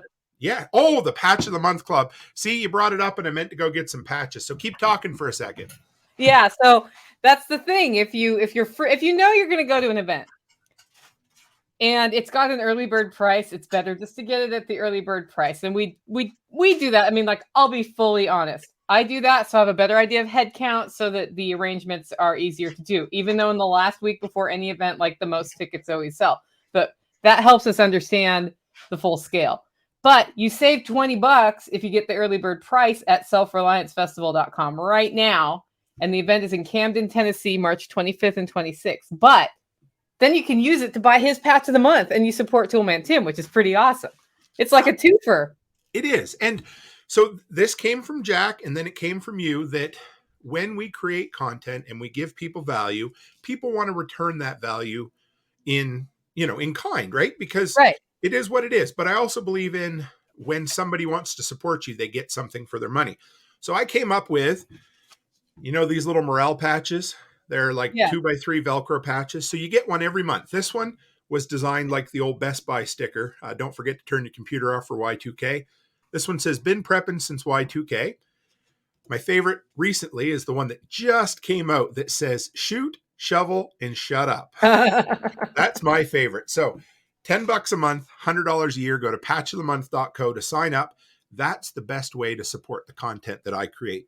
Plus, it puts you on a super secret email list that when I do release new products, you get first dibs on that. We're also working on some exclusive discounts and some other little perks. So he's totally gonna co-brand Hollow Roast Coffee. Oh wait, no, he's not, because postage is stupid. Oh, I know. Oh, everything just flashed on my screen for a second. It scared me. Postage is awful, but we could work something out, and I think we should. I think we can figure, that would be cool, even if we did something just south of the border. And I would love that, because John Willis is, he's been so good to send out my little cards and things. I love working with our fellow creators. Why not, right? It's the way to do it. It is the way to do it. And it's funny because in the world I came from, that wasn't a thing. It was more like I'm competition, so I'm not helping you. I don't get it. I've always said that if I introduce someone to you and they click with your content more than mine, then I've still succeeded because I've put them in the right spot, and maybe they'll remember me and come back. But if not, that's okay too, Okay, I just bought your Patch of the Month Club. Oh, I was like, I haven't done that. Whatever, that's fine. I had my schedule up here. What time was the next one supposed to start, Nicole? Do you see it on your end? Oh, I can tell you in just a second. Yeah. So the next one, because we're behind schedule already, Lots Project at 14:57, 4:10. So we're only 4 minutes. That's pretty good. We're good. All right. Well, let's go into the Lots Project. Let's have Brian on. Wouldn't that be fun? Let's bring him on. So with that, guys, we're going to be behind schedule all day because it's live TV and it's our show, live radio. So let's get going. Well, hello, everyone. My name is Brian from the Lots Project, and today I'm putting this together for another edition of Toolman Tim's Radio. After a successful New Year's Eve broadcast, Tim's doing more of these radio-style broadcasts, and this time he asked me for a 15-minute segment. I don't normally do 15 minutes, so I thought it would be a great chance to promote my new podcast feed, which I'm releasing only my interview shows to. Lots to Talk About can be found on all major pod feeds and my website, thelotsproject.com. Here are some of the introductions for just a few of the guests that I've booked so far. I hope you enjoy. Well, hello, everybody, and welcome to another edition of Lots to Talk About. Today, my guest is Kevin Palmieri, and he's here to chat a little bit about growing a podcast or your content feed or whatever else we get into. Kevin is the CFO and founder and co-host of the Next Level University podcast and brand, I guess, as I dug into it a little bit more. It's more than a podcast, and he's been to the top and to the bottom and then back again. He recorded over 1,000 podcast episodes to go along with hundreds of presentations, speeches, and seminars. And we're going to dive in and chat about what it takes to grow that audience and be successful. And with that, I would like to welcome to the Lots Project podcast and Lots to Talk About, Kevin Palmieri. How's it going, man? How are you doing? I am doing very well, Brian. I am excited to chat, and I appreciate you having me on, my friend. Absolutely. We hooked up through Podmatch. I recently started using that, and man, what a great platform that is. Makes life easy. Yeah. Oh, for sure. I struggled for interview guests, and I was like, finally, I went through all my network. You know, that's easy to get people in your network to come on. And then, man, you got to open up to other genres. So I'm glad I found you. But let my audience know kind of who Kevin Palmieri is. And just a little background. And then we'll kind of get into podcasting and where you're at now. So Kevin Palmieri is somebody who loves helping other people. And I think I've always loved helping people, but I never really understood the vehicle that I was going to use to help people. I was interviewed on a podcast one time. After that, I said, imagine if you could do that for a living. I went out and I bought the equipment shortly thereafter, after I had some other life things happen. And I have been at it ever since. We started in 2017. We recorded our 1200th episode yesterday. And now we have listeners in 140 countries. We're going to cross 700,000 downloads this month. And it's our baby. We get to do this every single day. And I'm very, very blessed and very grateful, Brian. Well, hello, everyone. My name is Brian, and welcome again to an episode of Lots to Talk About. Today, my guest lived in the school of hard knocks and experienced a lot of conditions that limit people in their lives. She coupled that with hundreds of one-on-one conversations with clients she's had and determined there's been one common factor among all the limiting things in your life, and that is fear. And that's what we're going to be discussing today. And with that, I would like to welcome to the show the author of a couple books on fear, The Fearless Factor and The Fearless Factor at Work. I would like to welcome to the show Jacqueline Wells. Hello, Jacqueline. How are you today? I'm great, Brian. Thank you so much for the conversation. Looking forward to it. Yeah. So could you kind of give my audience a little bit of background on you? I'm not sure how many have heard of you or where you kind of come from. So who is Jacqueline Wells? So who is Jacqueline Wells is a question I've been asking my entire life. I grew up in Scotland originally, and I was there for the first 16 years of my life. And left home at a very early age, mostly to escape the extremely violent and unhappy childhood that was my lot, literally. And so I moved to London at the age of 16 and immediately ran into all kinds of trouble, drugs, alcohol, sex, and rock and roll, the whole 9 yards. And I had my first child at the age of 20, gave her up for adoption. Then I married the first guy who said, I love you. And then we went on from there, and I had another child, and I ended up leaving the husband and the child behind when they were, he was like 3.5, and I moved from London to San Francisco. And, I've spent a lot of my life kind of hanging by the shirt tails, shall we say. And, people like to say to me, why fear? And it was simple. I learned fear. I learned how to run and hide at a very early age, mostly from my drunken father, who was quite violent when he got drunk. And so it became a theme throughout my life that fear kept me playing small. Fear kept me running into trouble. Fear kept me self-sabotaging. And it wasn't until I was in my 30s that I then began to understand that life had to be different. Well, hello, everyone. My name's Brian, and welcome to another episode of Lots to Talk About. Today, we're talking minimalism, we're talking slow living, we're talking nomad living. I saw this guest pop up on my feed over on Podmatch and sent him a message immediately. All I saw was nomad minimalist, and that's all I needed to see. Sent him a message, and he fired right back and decided we were going to do this interview. So here to talk about slow living, minimalism, whatever else the conversation throws at us, I would like to welcome to Lots to Talk About, TK Rezu Murat. Did I get it right again? Yeah, pretty good, man. Pretty good. I struggle every episode. Like I'll bring somebody on and I'm horrible with names. Like my whole life I've been horrible with names, and I'll ask them and I'll nail it perfect before the show, and as soon as the show comes on, I'm like brain melt. No, you got it right, man. You got it right.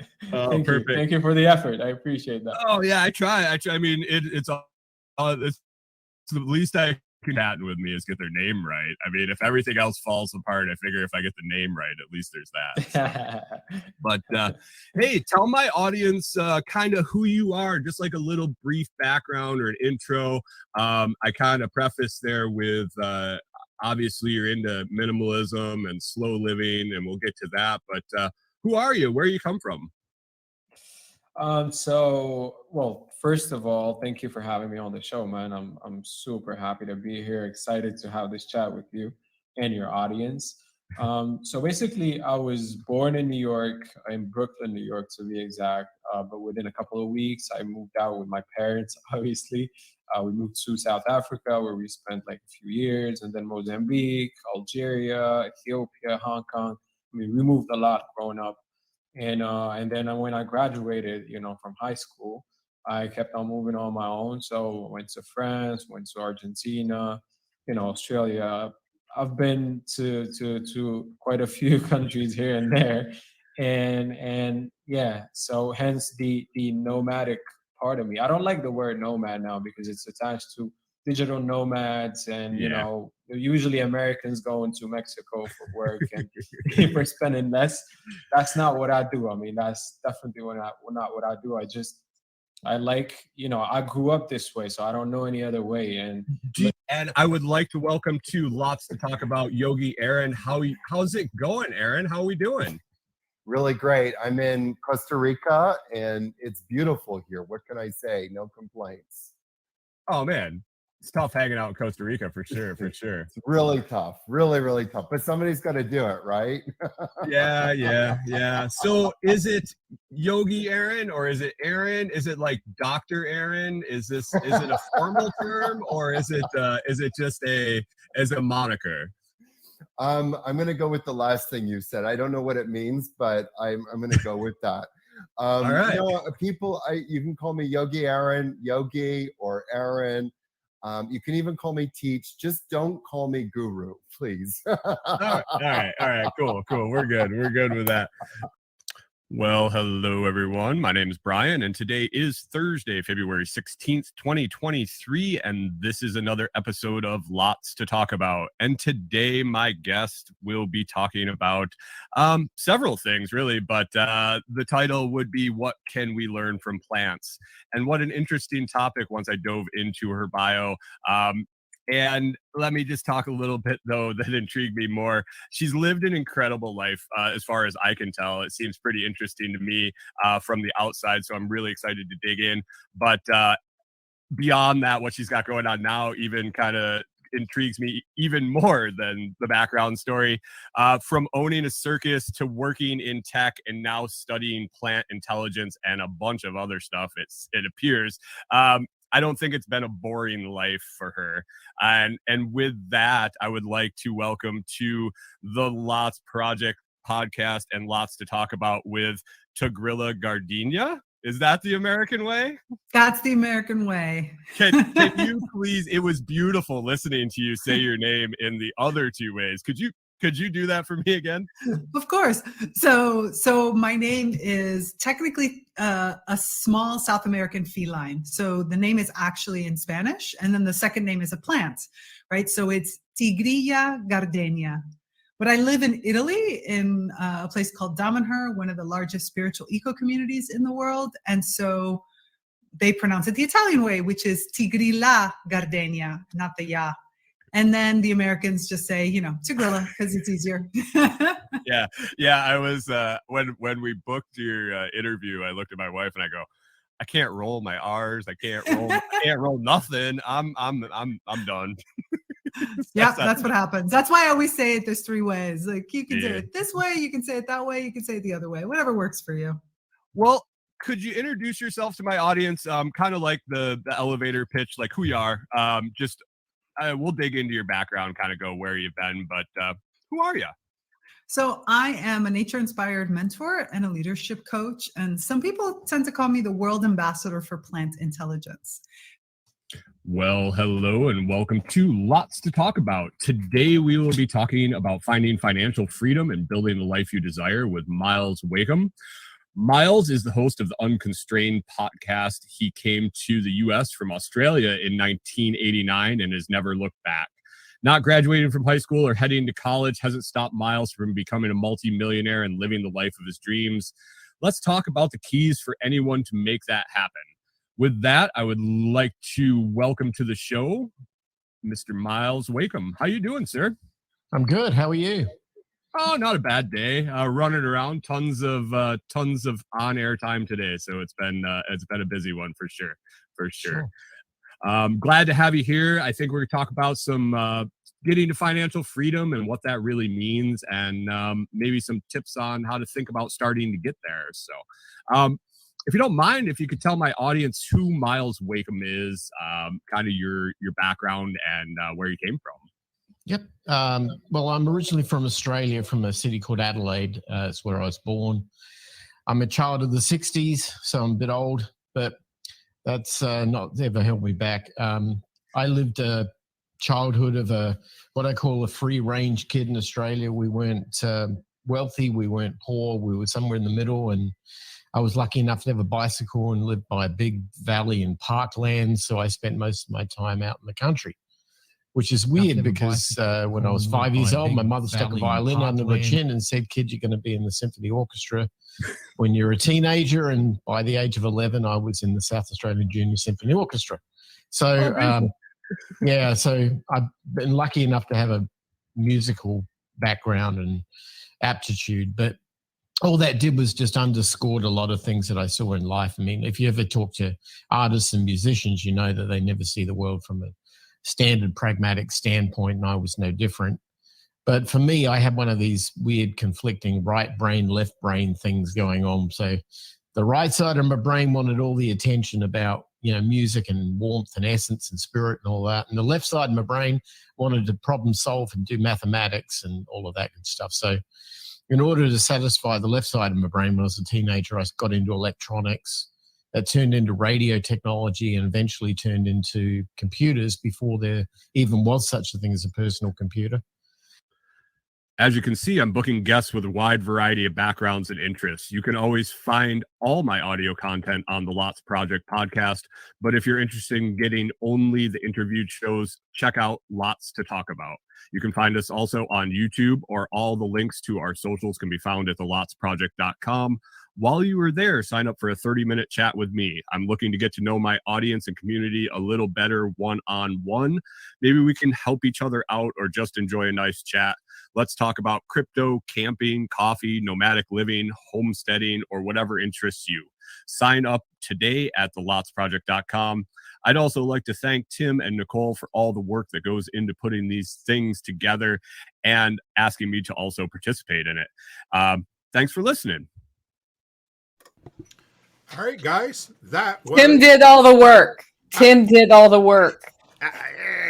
You know what? We're both here. That makes me happy. So we got shit done in between. Whatever, I just sent an email introducing Nicole to James, saying that both people should be guests on each other's respective shows. So getting shit done in between. Isn't it weird? do you feel like you're on an instant countdown as soon as it goes? Yeah, it is. You know, like I got 15 minutes. Yeah, I sent you a picture though. I freed up a wall space for my keyboard for the music studio. Perfect. Tactical had to help me move my bed though. I'm going to ask you, Nicole, because the whole theme of this is the soundtrack to getting shit done.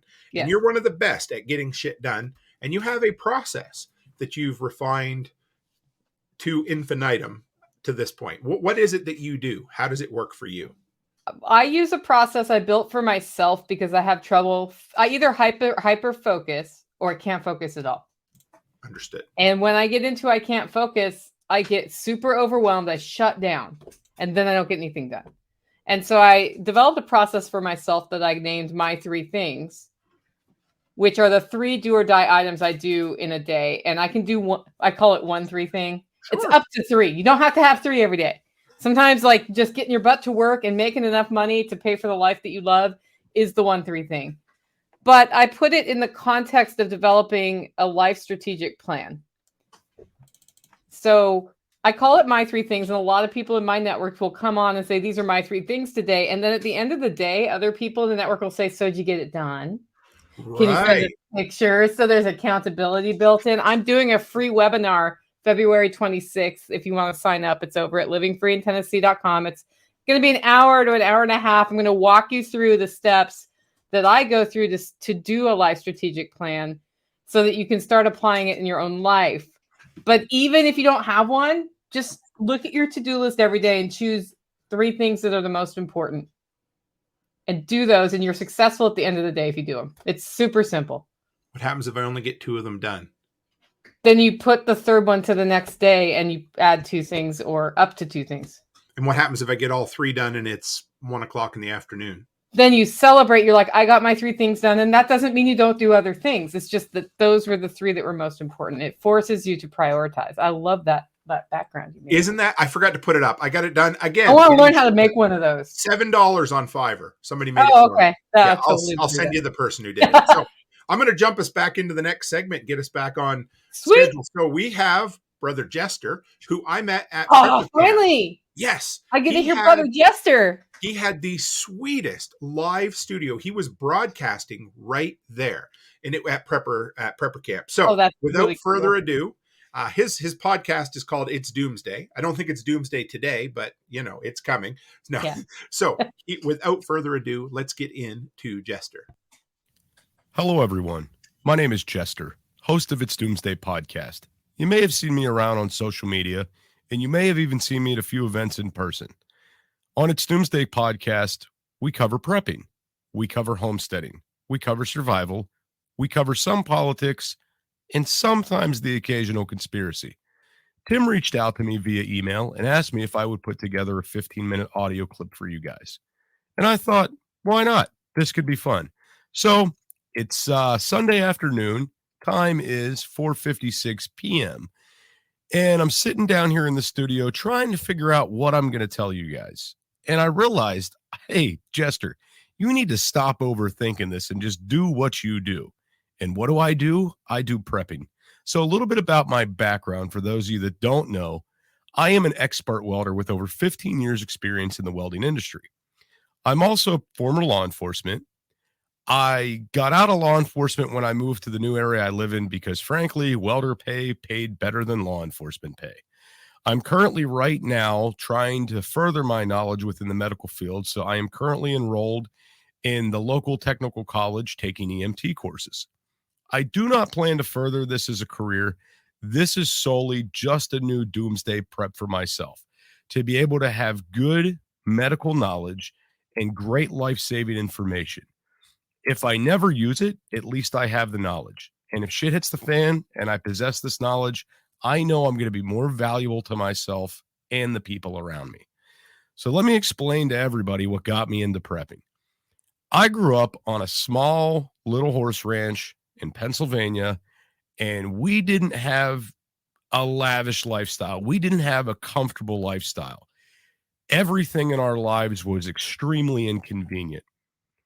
My father was the type of person that would last minute everything to death. Air conditioners didn't go out and put in the windows until it was August, and it's been 90 degrees for 2 months. We didn't split firewood till it was below 40 degrees outside, and we never turned the furnace on. Our house was primarily ran off wood heat. We had a well and a cistern. We mainly ran off the cistern for our main water needs, always having to conserve, though. Flushing the toilets with buckets, saving bath water, all of these things.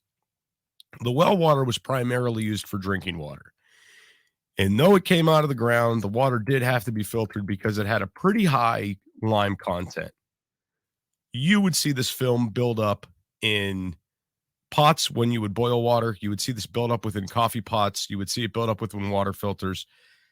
To the best of our knowledge, it was lime. It could have been a calcium buildup as well. Honestly, I don't know. But living up in this household and having this sort of lifestyle really made me kind of want to strike the iron while it was hot, so to speak, to be prepared for things before things got bad. This, with me being in the Boy Scouts for years and having a love for the outdoors, camping, hiking, just being outside and learning how to survive in nature, plus the law enforcement, seeing how horrible human beings could be to one another. And that coupled with my love for hunting and fishing and being a woodsman, all kind of compiled together to make me the person I am today. I have a big love for podcasting. I always have. And I never thought I would have my own show one day. I became so obsessed with podcasts, I decided one day I want to start my own. And I was like, well, what would I talk about? I have no idea what I would talk about. And then it hit me. Dude, you're a prepper. Talk about prepper-related shit. So let's get into It's Doomsday Podcast a little bit. The show's over 3 years old. We typically talk about prepping topics on our uploaded shows. If you're fortunate enough to catch our live shows over on Podbean, we get into conspiracies, we get into politics, we get into current events, things like that. If anybody wants to listen to these, get the Podbean app, go to podbean.com, look up It's Doomsday Podcast. You can find our live shows there. The gentleman that hosts our uploaded shows with me, you guys may know him from social media as Big Daddy Prep. His name is Al. He goes by Big Daddy Prep on almost every social media platform he's on. Him and I do our uploaded shows together once a week, and we cover different various topics surrounding the prepper community. When it comes to doing the live shows, I have a host. His name is Jake Dials. He's my co-host for the live shows. Him and I get together every Monday and do an hour-and-a-half live show over on Podbean. These shows are available for download pretty much on every platform. You can find It's Doomsday Podcast on almost every platform. Podbean, Spotify, Applecast, iHeartRadio. We've literally put the show out there everywhere for you guys, so it's very easy to find. One thing that we are doing now, which is kind of a newer thing, is I have a friend who lives in the UK. He goes by Ba Ramu of the Ba Ramu podcast.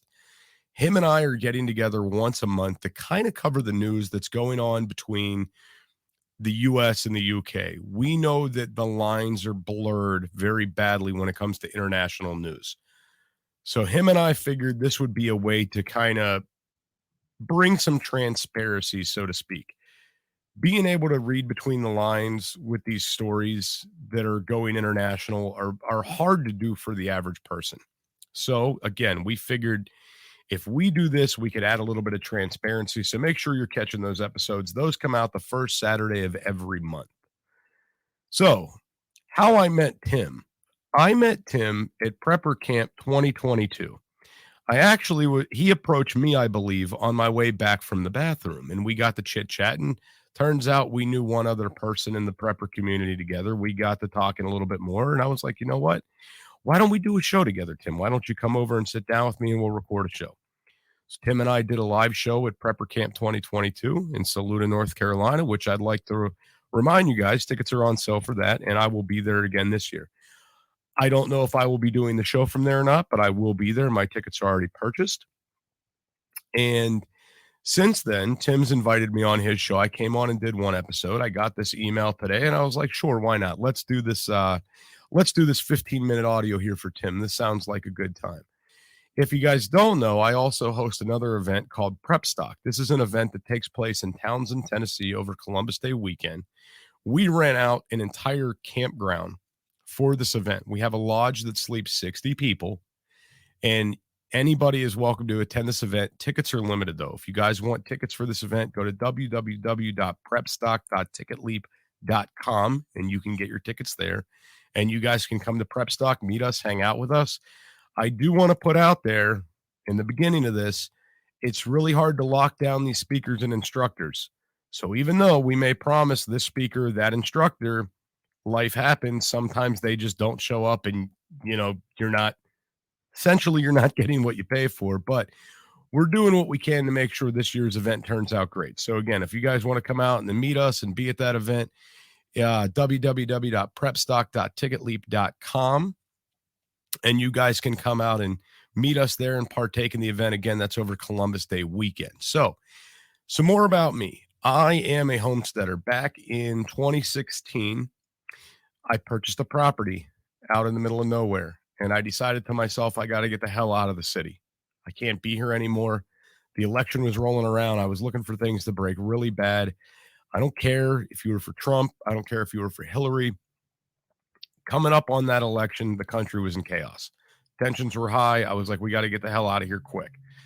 Once Trump got elected, we saw the country spiral into a little bit of chaos. And I said, okay, this just reaffirms that we need to get the hell out of here. We purchased the property, started doing little develops on it, and were able to move up there right before the pandemic hit. I was thankful that we did, because we avoided a hell of a lot of chaos. We avoided a lot of things that were going wrong being in the middle of nowhere. Since I brought this up, I want to go on to say that homesteading is a bitch. I know it's a trend right now. I know everybody's going down this homesteader road, and I know there's a lot of reasons why. Mainly being people are watching failures within society and failures within government. They want to be more self-sufficient. It's very commendable. I admire that, but it is hard work. A lot of people have this mindset that you could just go out, buy a property, and start building right away. It doesn't necessarily work like that. Whenever it comes to homesteading, you guys got to think about a few things here. You have to have a place to poop. You got to have a place to get water from, and you're going to need some sort of electric, because we live in an age where we need electric. Okay. So what I mean by this is permitting for septics, permitting for electric, permitting for a well. There's a lot that goes into this. The best piece of advice I can give any homesteader that's out there is have a good plan going into this. Pre-think everything. One mistake I made while homesteading was rushing my projects. Nothing was really thought out long term. It was a good thought in the moment, like, I'm going to put this shed here, I'm going to build this cabin here, I'm going to put this structure here. And then you come to find out later on, I've condensed things too much. Now I have to move buildings. Now I have to spread this out. Now I have to move this. Now I have to move that. This underground plumbing isn't going where I want it to now. I've wasted a lot of time and energy moving things that shouldn't have been in the place they were. And that was my own mistake. If I would have had somebody to sit me down and tell me, Jester, map things out, map out your biggest future plans, map out where everything's going to go. Don't be in a rush to just get here and throw things up. Because that's what I did. I was in a rush. I wanted to get the hell out of city. I wanted to get the hell out of Dodge. I wanted to be in the middle of nowhere as quickly as possible. The mentality was great to get my family out of the city before the pandemic hit. It was really good. However, it was very bad in the long run, because now I find myself doing excessive amounts of work, replanning and moving things around the property. Another piece of advice I would give people, everybody that wants to homestead wants chickens, they want goats, they want some sort of livestock, right? And we went down that road. Like I said, I grew up on a little horse ranch. We had all kinds of critters running around. I made another mistake in this as well. I accumulated animals before I was ready for them. So unfortunately, some of my animals had to be condensed in smaller pens. They had to be condensed in smaller areas until I was able to open up bigger areas of property, till I was able to fence in more areas. I really jumped the gun with the animals. So I will say this. Second piece of advice, Do not get the animals till you're absolutely ready for them. Another piece of advice I will give people is this. Whenever I was doing my homesteading projects and accumulating things for the homestead, I never really took weather into an equation. I never thought to myself, I'm going to need a bunch of areas protected from the rain. I never thought to myself, I'm going to need a bunch of areas that'll be highly insulated and warm. I never thought this process. I come to find out that I've lost a lot of money in just weather-related things, having to put tarps over lumber to save them and pissing away money in tarps because the tarps are getting destroyed and then having to get new ones. Lumber rotting because I can't protect it good from the weather. Things rusting and getting destroyed because I don't have a great place to put it. If I would have had to go back and do this all over again from the very beginning, I would have started with a pole barn. And I'm not going to keep beating up this homestead thing. All I will say is if you're about to go down this road, if this is something you really want to do, think it through. I know it's a big fad right now, and I know everybody's on this homestead train. And guys, I wish everybody that does this the best of luck when they're doing this. I'm simply telling everybody these things so they don't make the same mistakes I did. Moving on. Prepping and homesteading kind of goes hand in hand. Assess your preps with the homesteading. What I mean by that is don't prioritize one over the other. Make sure they're going hand in hand. Okay. I also know we're coming up on planting season again for some people. And I know that a lot of people are going to be going out, buying new tools, buying seeds, buying things to plant. I know that that's coming. And I know that get ready, get prepared, get everything done and in order, and pre-plan this stuff, guys. It doesn't hurt to map things out. Another piece of advice I will give you guys for the gardening aspect of this, guys, plant a ton of perennial vegetables and perennial fruits. Plant things that are going to come back because it's going to make your life a little bit easier for next year. So that's about all I got, guys. I hope you enjoyed this little 15-minute audio clip I put together for Tim. Guys, I encourage everybody, if you're not checking out my content, you could find me over on Spotify, Apple Podcast, all those good places. And if you really want to interact with me on social media, guys, I am really big on the Clapper app. If you don't know what Clapper is, it's like the adult version of TikTok. I spend 90% of my social media time over on Clapper. Go ahead and find me on Clapper at It's Doomsday Podcast. And if you want to reach out to me directly, email me, It's Doomsday Podcast at gmail.com. One more time, It's Doomsday Podcast at gmail.com. And thank you so much, Tim, for inviting me to do this 15-minute audio clip. Have a great day, everyone. So all the homesteading lessons. Sounds like he made a couple of type 1 errors, maybe some type 2 errors, but how else do we learn, right? I mean, permaculture is your friend. I made Jack calls it a type 0.5 error, but it was a type 1 error. I had to move a whole hill. Oh, geez. And that is when you came here, the hill was already moved, but literally it took us a year. Oh, I got to say something about Jester before I forget, because he undersells himself. I see him at Prepper Camp. He has this kick-ass live podcasting studio. And I go over and I'm like, man, how long? You must have been doing this for years. He's like, I set this up 2 days before I came to Prepper Camp. I thought it would be a good idea. Talk about getting started and figuring it out along the way. Now, it wasn't without its hiccups, but he kicked ass and took names. Sweet. I want to ask something to the audience before I forget. So I've been doing this ongoing, the History of Modern Preparedness series. It's like this little pet project that I love. Now, I'm getting ready to go into the 70s and then into the 80s.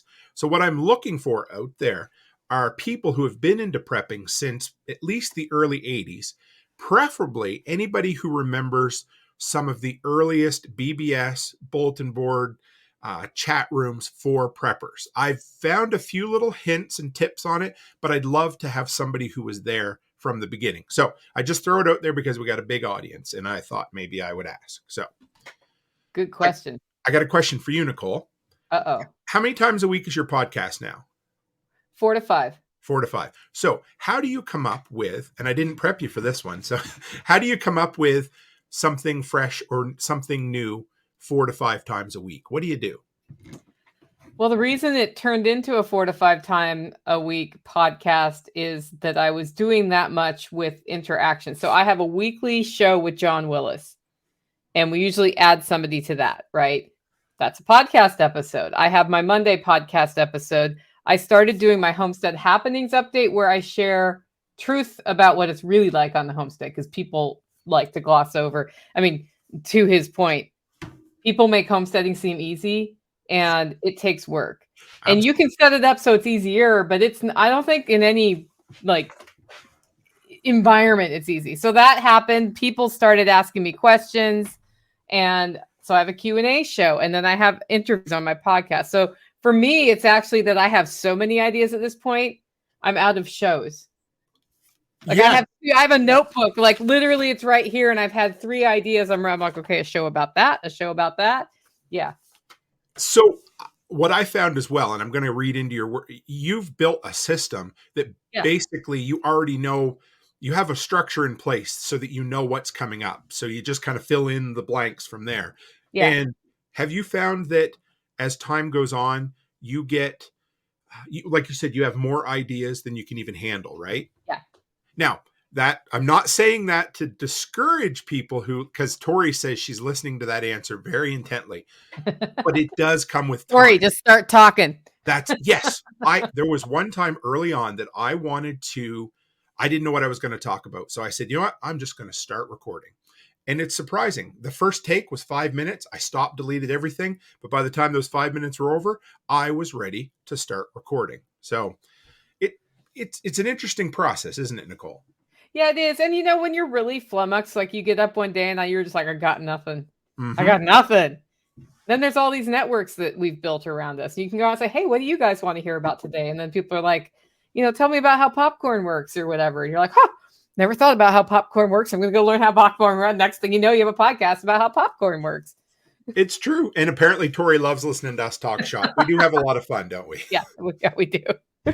But yeah, a lot of people, I've been listening to this book that you and I were talking about, the .com secrets. Yes. And they're like, what can you do a course on that you think it's easy, but other people might not. And I think somehow in our network, we could actually talk about how to start a podcast and get that done, just from the conceptual piece to the marketing it piece, to the finding content piece, to the actual audio production and spreading it out. And so many people want to know how to start podcasts.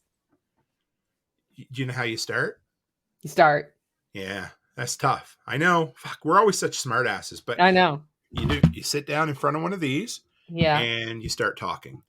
And nobody will listen at first. And, yeah, true.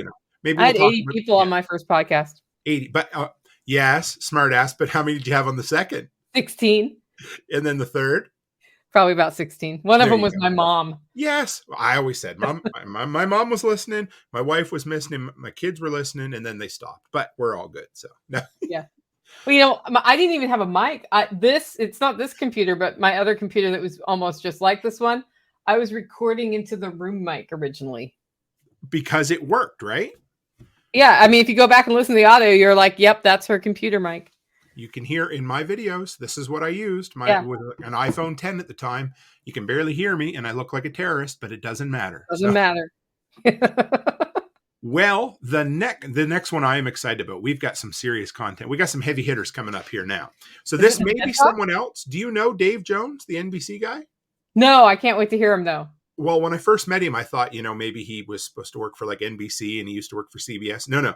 So for those of you out there, Dave is a former military guy who worked way up there, and NBC stands for nuclear, biological, and chemical. The dude is an expert, and he can talk. He's got a 2-hour course that I signed up for next week. It's full, but he has another one coming up. So I don't want to spoil it. So let's dive into what Mr. Dave Jones, the NBC guy, has to say. Well, hello, everyone out there in internet radio land. This is Dave Jones, the NBC guy. And have I got some tips for you?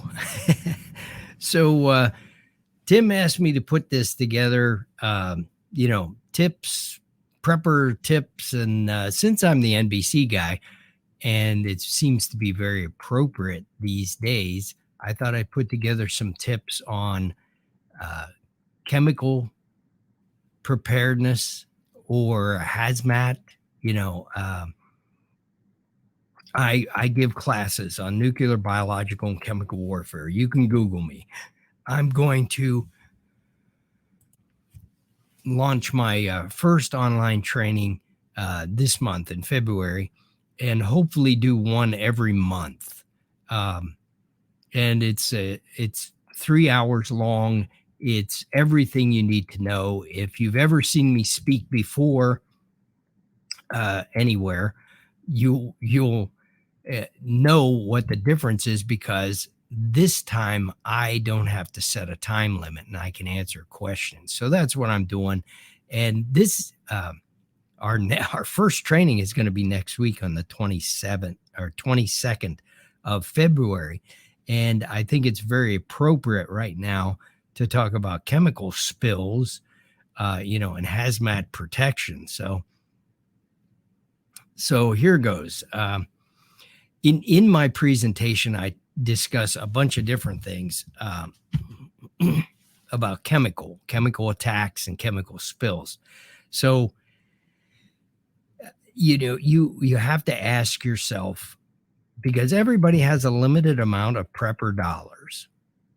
I don't care who you are. Well, unless you're federal government, who can print their own money and spend more. But these prepper dollars, they're limited to everybody's budget. And a lot of people ask me about hazmat suits and all that kind of stuff. And I often say, do you have large trash bags and duct tape? And most everybody raises their hand. And I said, well, you already have a chemical protective suit and don't really know it. So, whereas you can get a hazmat suit. I'm not saying don't get a hazmat suit. If you got the money, the thing is, hazmat suits go by size. They run about $40. Well, maybe more nowadays. And, when you buy it, you may be a medium, but when you need it, you may be a large.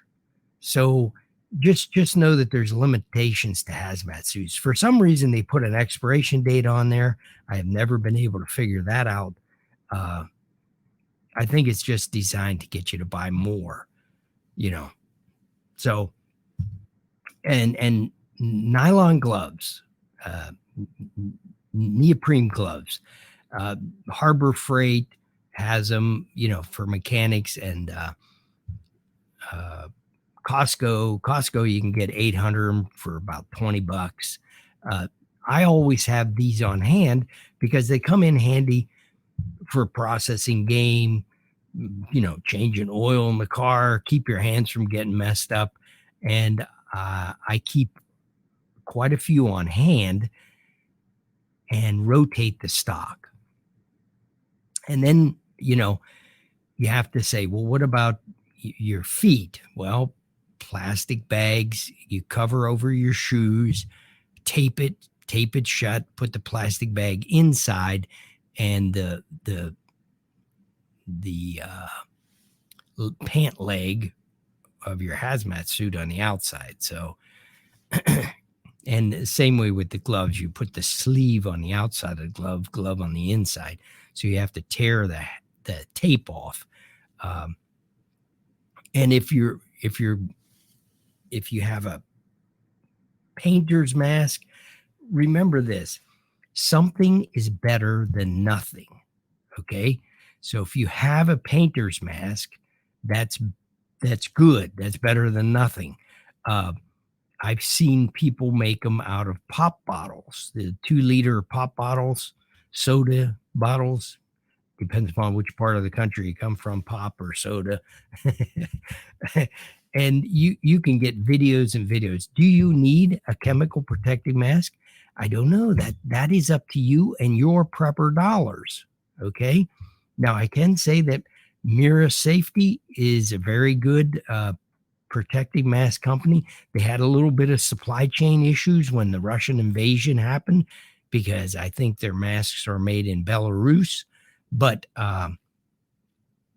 there are very good protective masks out there. Now, if you're looking for a specific kind, get the ones that take the 40 millimeter canisters. Okay, don't get an old World War II surplus or Vietnam War surplus one. You're not going to find parts for them, and they're surplus for a reason, right? They may not work. They may be broken. So, when you're talking about a life support system, do you want to have a question in your mind whether it works, or do you want to be confident that it works? So you're going to spend around $300 for this. So let's talk about, and I say this in my presentation all the time, you have more of a chance of getting exposed to the ethyl methyl bad shit that goes up and down railroad lines every day than you do of being exposed to nerve agent. Okay. So you have to know the procedures for sheltering in place. If that toxic cloud is going to come over your house, you have to know how to shelter in place. And that means get to the center part of your house, the furthest away from any doors and windows. Okay. Some people say, put duct tape and plastic up over your windows. And let's use a little common sense here. Our houses today are pretty well sealed. I mean, does snow come in your house when it snows? Does dirt come in? Do you see dirt blowing underneath the doorway? If you don't live in that farmhouse that was built at the turn of the last century, okay, my grandma and grandpa had that farmhouse.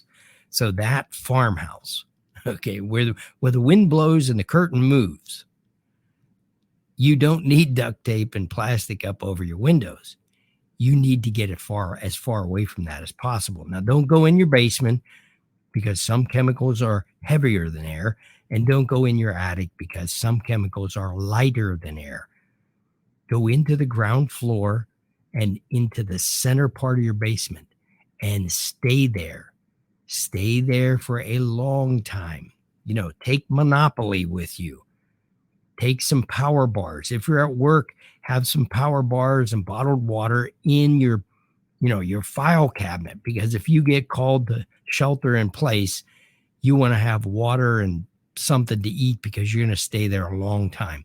The reason I say take Monopoly is start a game of Monopoly. It takes hours. Has anybody ever gotten to the end of Monopoly? I know I never have. We give up, so take something that will keep you occupied for a long, long time. Okay. And monitor the situation. That's how you shelter in place, and know that, some things will detect the presence of chemicals before other things.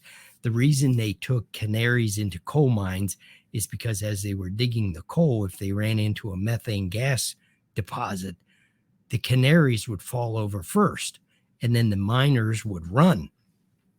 So if you have chickens or if you have animals that are in the outside and they die, you've been exposed to chemicals. Okay. Now, whether or not they're persistent or not, know this: the difference between the chemicals that's used by military warfare, okay, they are designed to kill you in seconds or minutes. Okay. They are designed to kill you or incapacitate you in a short period of time. So that's different than, hey, I could get cancer 20 years from now. Okay, so that is basically the difference between it, like a hazmat spill and a chemical attack. So, but the decontamination is usually the same. So if you have chlorine, Clorox bleach, you have the number one standard decontaminant for nerve agent. And it also kills Ebola. and other biological agents. So Clorox in your own home, any kind of cleaning solvent like 409 or what's that other spray cleaner? Lysol. Did you ever read the can of Lysol? Man, it kills everything. I mean, herpes and Lysol is great. And basically in a hazmat situation, that is what they're doing. They're cleaning and rinsing away. Hazmat takes a lot of water.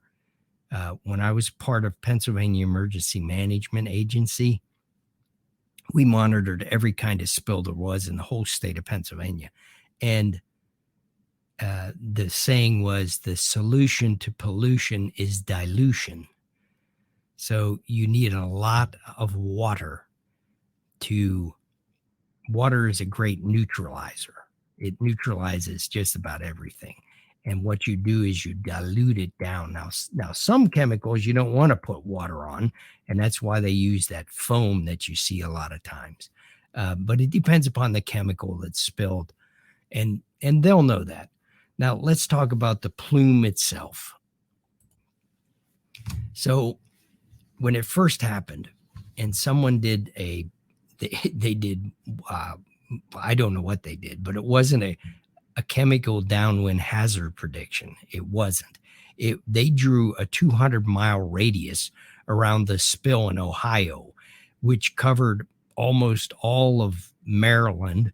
It went into West Virginia and Virginia, and that's just BS. Okay, that's total BS. Now, to get that kind of coverage, you need something more than a fire propelling it. And also, I have a question with that is, which way was the wind blowing?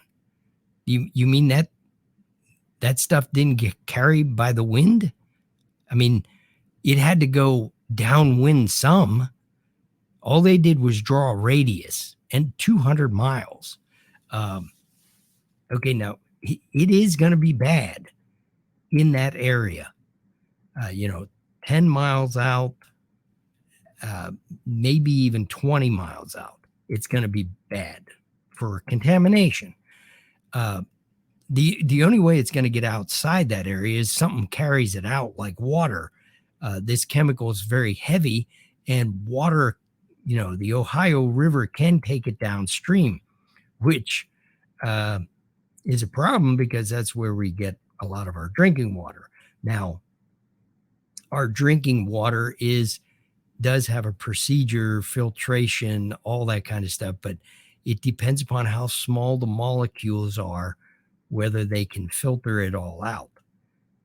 So that's my thought on that. So if anybody just throws up a 200-mile radius thing in your face, just know that is BS, and they're trying to sell you something. Okay? Now that doesn't mean that if you live somewhere close to that spill, it's not going to be bad. It is going to be bad. This could be the love canal, okay, of modern day. I mean, this really could be. So what happened was, and I know this from my time in Pennsylvania Emergency Management, they had an emergency operations center. They had the engineers from the railroad line because they're the most qualified. They also had the best of the hazmat Ohio had to offer. And there are some military assets that are located in the National Guard of each of the 50 states, and they probably had those guys chime in.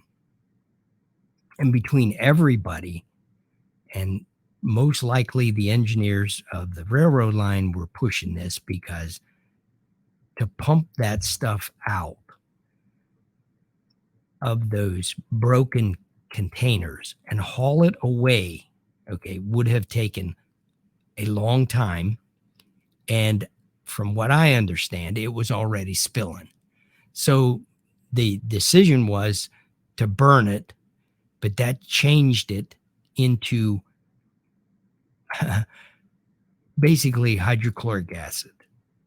So that is what's going into the atmosphere, acid rain. And when it rains down, when the rain would go through that cloud, it bonds with the water molecules, and it's going to be like hydrochloric rain. So anybody downwind of that, grass is going to die, trees are going to die. It's going to look pretty apocalyptic. So I'm over my 15 minutes, but if anybody needs more information or would like to sign up for my class, nbcguy@protonmail.com. Just shoot me an email, nbcguy@protonmail.com. I'll send you the information on the class. You decide. No hard feelings if you don't sign up. The class is $59. And you can have the whole family there. Whole family, your whole prepper group. Have as many people there as you like. So take care and prep on. So Dave has the special ability to make scary things seem not scary and rather realistic. I had Dave on the show a while ago because I wanted to talk about building a bunker and a bunch of things. And when I was done, he talked about the reality of the possibility of an NBC incident. But when I was done, he made me feel empowered and I was able to move on from it. So that was good. Now, I want to throw something out there. I just put in, I'm going to throw up it's the workshop Telegram link. So if you're not part of the group, please come and join. But here's the deal. I want pictures of people watching the live stream. I love that. I've got 6 so far. If I get 10, I'll do a live draw with the Wheel of Names on the show today to give away a free embroidered Toolman Tim workshop patch. And each person we get above 10, I'll do another draw. So that'll increase your chances. So what do you think, Nicole? Did you catch any of Dave at all? Oh, yeah. It's you're echoing, by the way. Oh, okay. We unechoed. Okay. Now, so I've had people ask about the chemical spill and they're like, is it going to ruin the water table in Tennessee and all these questions? And I was really happy to be on with Ed Hubble from the Iridium group last week. And I was like, so what's the reality here? Because the questions that I haven't seen answered is, it burned and we're all going to die is what you hear, right? Well, okay, well, why did they burn it? What were their alternatives for cleaning it up? What would have made them? Because it's as if the government burned it on purpose to kill us, was sort of the framing I was getting. And I was like, well, so I'm always skeptical. And then you're hearing, well, it was leaking out anyway, and it was better to burn it than let it. I mean, I don't know the answer to all of those things, but those are the questions we need to ask when we hear about the latest crisis and jump straight to the conclusion of the conspiracy. It doesn't mean conspiracies are wrong, but before you go all in on something, you look like an idiot if the answer is it was going to kill more people if we didn't do that. 100%. So that's where I was at. No, 100%. And I get to meet Ed Hubble in person at the Self-Reliance Festival. You'll get to meet him before I do. And he's a fellow Canuck. We live less than 8 hours from one another. So we are going to meet at some point. I'm going to get out there because he teaches first aid. Oh, he's like a Canadian version of tactical response. Yeah, yeah. And he's trained with them. He's fellow alumni. So he is, Ed knows his shit through and through. I had to go look up all those chemicals just to see what that, because there are people like, this chemical's going to be out there, the vinyl, whatever. And I was like, okay, well, before I freak out, I want to go look at what it is. Exactly. Now, my first thought. What it does. We have oil wells everywhere here. Yes, they have flare stacks because natural gas builds up. And if it gets, now somebody correct me if I'm wrong, but the reason they have it is if it builds up too much, they have to release it. The safest way to release it is to burn it off. Now, would you rather it burn or would you rather get it in a water supply that affects 30 million people? That was my first thought. I'm not saying they're right or wrong. I wouldn't want to be on the end of making that decision. Let's put it that way. So, well, I'm glad I didn't live near that chemical spill too. Oh, 100%. And I feel for the people, like they've had their lives turned upside down and they returned, like when they burned that off, it released hydrochloric acid into the air and people were like, it's burning when I'm breathing. And I'm like, that's because there's hydrochloric acid in the air. Yeah, that's not good. That's not good. Maybe you should stay away a little longer, or, and that sucks. but it's really hard when you look at Chernobyl, for example. It's like they had to make a terrible disaster less terrible by not amplifying it there. And I think that's where we're at with chemical spills here. I think so. I'm a big proponent of pipelines because people are like, oh man, well, you know what? A pipeline is stationary. I don't want to go down that road, but it's way better, I think, than moving it all by train all the time. I think it's a better option, but nothing's a perfect option, right? So, so what? Let's see. What have you been doing lately to make your life a little bit better, Nicole? It's so funny. I've been creating chaos for myself because it's my breakthrough year, and I'm really good at pantry management and things, but there is 15 years of things in my house. And I haven't moved. So when I used to move once or twice a year, remember those years? It was like pretty good at purging. So I've been on like a holy tear on purging, and that's what I was doing. Like there was all the stuff stored under my bed that is a good storage area, but I'm to the point where, okay, how long has it been under the bed? Right. And why has it been under the bed that long? And I just like pulled out a duvet cover that's a queen size, for example. Do I have a single queen size blanket in my house? I'm going to go with no. No. Okay. So that's out. Yeah. So, stuff like that. And why it's making me better is with every little chip at this that I take away, I'm more empowered and more functional in my home. I'm more functional, and then I'm more empowered and functional in my work. And then I'm just more balanced as a person. And so it's been a push, but it's worth it. And yeah, you're right. I feel better when I have a space to work in. That's why I go out to my workshop, because during the week when I'm busy, it becomes a disaster area. And then I fix it up and I feel a little better. And for us today, I don't know if you can see that. Are my hands still kind of smurfish? Yeah, blue. Yeah. So building our independence this week, we had my son-in-law put new flooring in the upstairs at the daycare.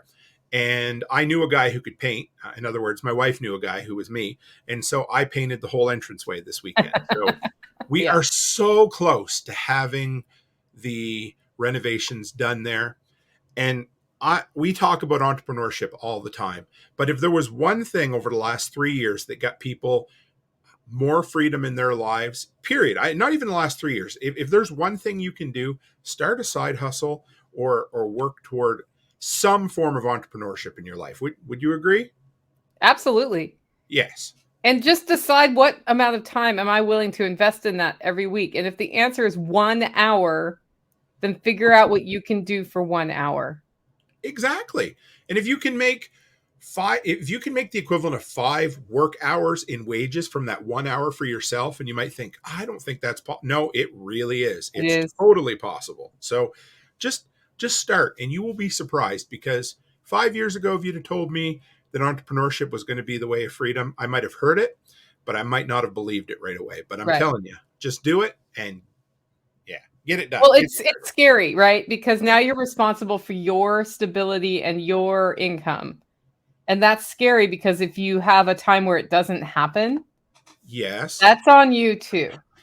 And that's and my experience with being a 5-year overnight success is that I was not an overnight success. I've worked very hard. And sometimes I felt like I was working hard and not making it. And then usually I would hit that ceiling, and then somebody would come along and ask a question, and I'm like, oh, and then I would start doing well again. So it's, you go up and down as part of that. And a lot of people start, they have some success, they hit the ceiling, and they give up. 2 Christmases ago, we had a meeting so my wife and my sister-in-law are co-owners of the daycare. We ordered pizza. We sat down with the 2 husbands and the 2 wives, and we said, 90 days. We're giving it 90 more days. And if we don't make it, we're pulling the plug, because we had spent a ton of money, a ton of time, and we weren't seeing the results. Or at least we said we were going to reevaluate. And we did. And you know what? Things are 100 times better, but you have those ups and downs. And when we come back from the next segment, I'm going to ask you, Nicole, about one of those down times for you. One of those times in entrepreneurship that you felt like the whole world was against you, a terrible, horrible, no good, very bad day.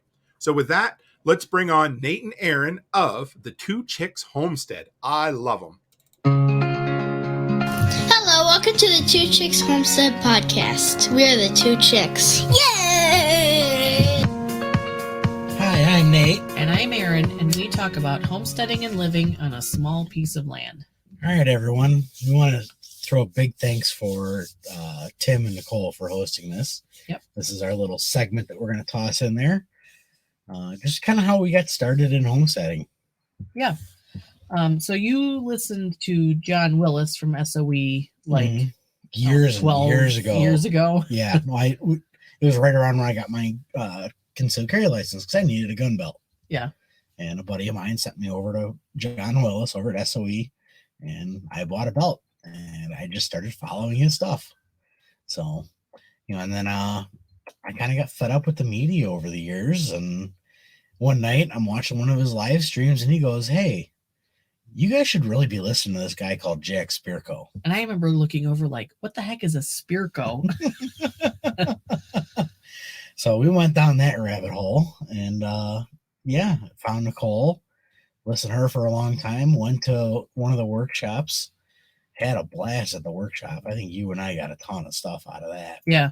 Yeah, I listened to her, and then a couple of months later went to the workshop by myself. Right. First, and then you came along the second time. Yep. And then we've been down to SRF, South Reliance Festival in Camden. Yep. I've gone twice, and you've gone once. Yep. So that was a lot of fun, just camping out, just doing your thing. Yeah, and we met Tim at the second LFTN. Yep. Met Tim down there and his wife. His wife is awesome. Yep.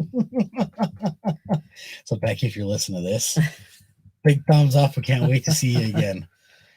So, and then, we just kind of transitioned into this. I mean, it was a couple years ago where we moved out here. Yeah, we've been living here for 5 years now. My brother lived out here, more out in the country, outside of city limits, and he had chickens and goats and stuff, and we were ready to get out of the city where we were in because it just was not where we wanted to raise kids. It ended up being a little bit rougher than we were expecting. Found this house, came and looked at it, fell in love. It was like, that is the house we have to live in. Yep. Went through a rough purchase. Yes.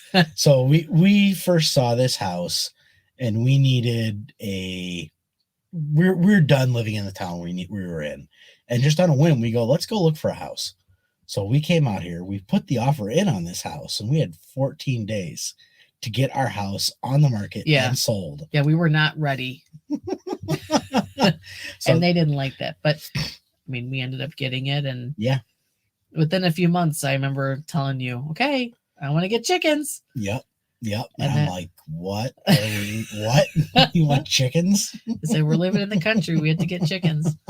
And so that was your big first build. Yeah. It's the first thing I ever built from a pile of sticks. Yeah. And it's still standing. Amazing. It is perfect. Yes. It drives you nuts every once in a while. Some of the stuff's a little too tight. Yeah, but you know what?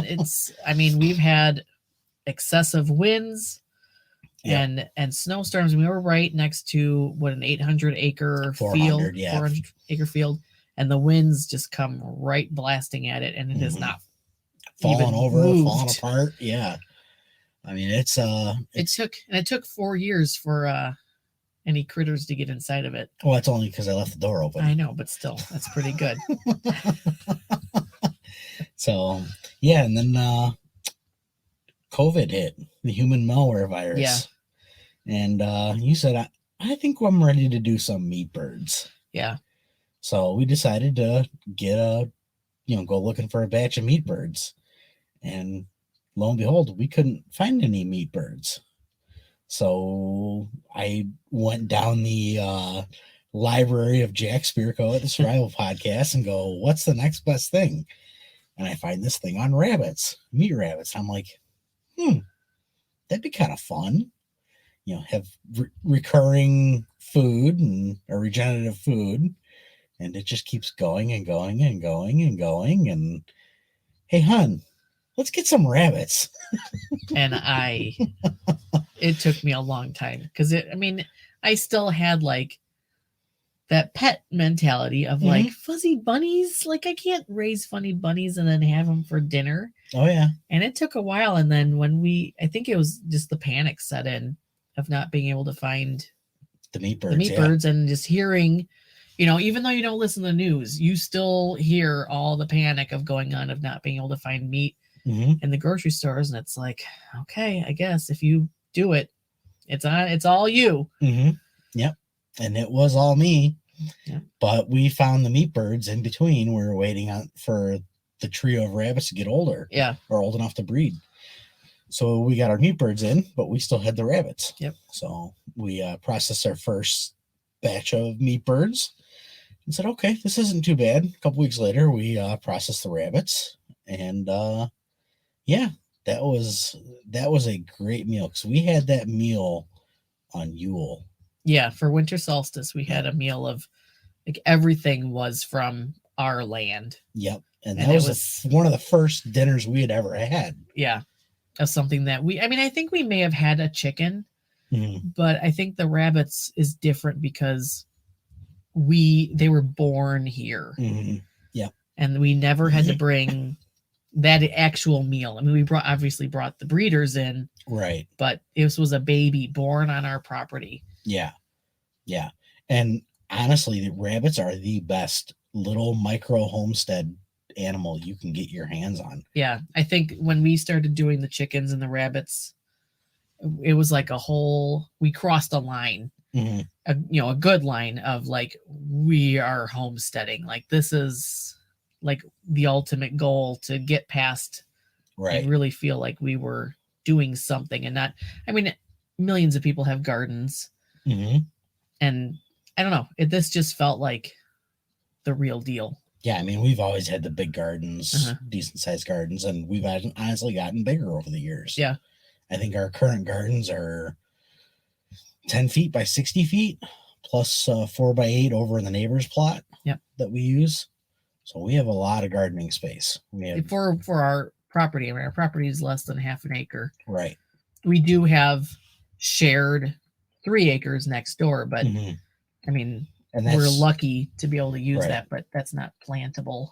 Let's talk a little bit about what we get off of that, because we do a lot of foraging over there. Yes, that's where I get all of my elderberries that I use to make elderberry syrup.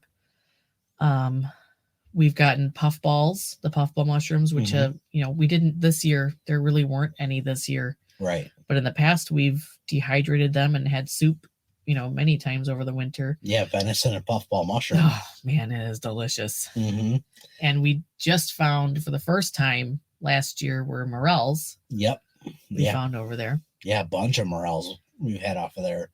And then the other huge thing is my neighbor lets me hunt. Yep. So my stand is, about a quarter mile behind the house. There's a line of trees that goes back there. And my stand is up at the end. And last year, opening day, so October 1st, opening day, and, here, I shot a 14-point buck. Yep. And he's still feeding us. Oh, for sure. It's going to be a while. Yeah. That's the first deer we've ever pulled off the lane. Yeah.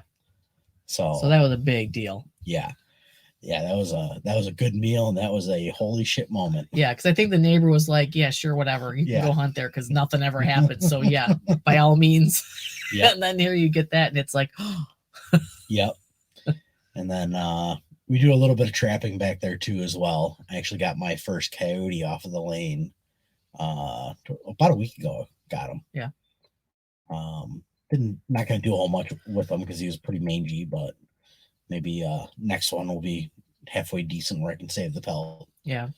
So that'd be kind of cool. We get all of our mulberries over there Yep. for our mulberry jelly that we make, which we need to do soon. We just used our last jar from last season, so now we have to make more. Right. And then we also fish over there. Yep. So which we don't do a lot of eating anymore from the pond, but our little one, she loves to fish. Even if she doesn't want to stand there the whole time, she just, it's the idea of fishing. And it's a lot of fun to walk. We really have the best of both worlds. We can walk to the library. We can walk and get, a burger in town. And then we can walk out our backyard and feel like we are middle of nowhere, miles away Yeah. from anybody. Yeah. Go I mean- shooting back there. We've got an axe throwing thing back there. We shoot our bow and arrows. I mean, just to walk down that quarter-mile lane, it just feels like we've just driven away and gone to a forest preserve. Right, and the kids love it. Like Yeah. we were down there today. We finally got a thaw out. It was like 35, 40 degrees here. It's been -5 for the past couple days, but we finally got a good thaw. And I took got the ATV out and got the toboggan out, and the oldest and I went flying up and down the lane a little bit, up and over the drifts. She has a blast doing that. Yeah, it's just, I mean, they're growing up how I remember going to other people's houses that had farms and was like, oh my gosh, this is cool. Mhm. And now they're growing up teaching other kids in our neighborhood that syrup comes from sap from trees. I remember I can hear her telling the neighbors, and they're like, why do you have all these wires coming out of your trees? And she's like, we're getting sap to make syrup. And they were like, what? Yeah. Yeah. So, I mean, she's out there going, blah, blah, blah, you know, talking all about how it works. And same with the rabbits. Yeah. I mean, she's single-handedly told, I think, every kid in the neighborhood what the rabbits do and what they're for. I mean, she's gone through the sap, and that sap is really cool. Yeah. I look forward to that every year. Yep. And we tap 5 trees. It's 4 soft maples and 1 black walnut. Mm-hmm. And then we mix it, boil it all down, mix it all together. And I mean, we might end up with half a gallon. But still, I mean, it's got such a neat flavor to it. Yeah, it's something you can't buy in the store. And I know I've had a quart in the fridge for 2 years now, and we still have a ton left. Like a bunch, because you don't need a lot. Right. You just need like a drizzle because it's so rich. Right.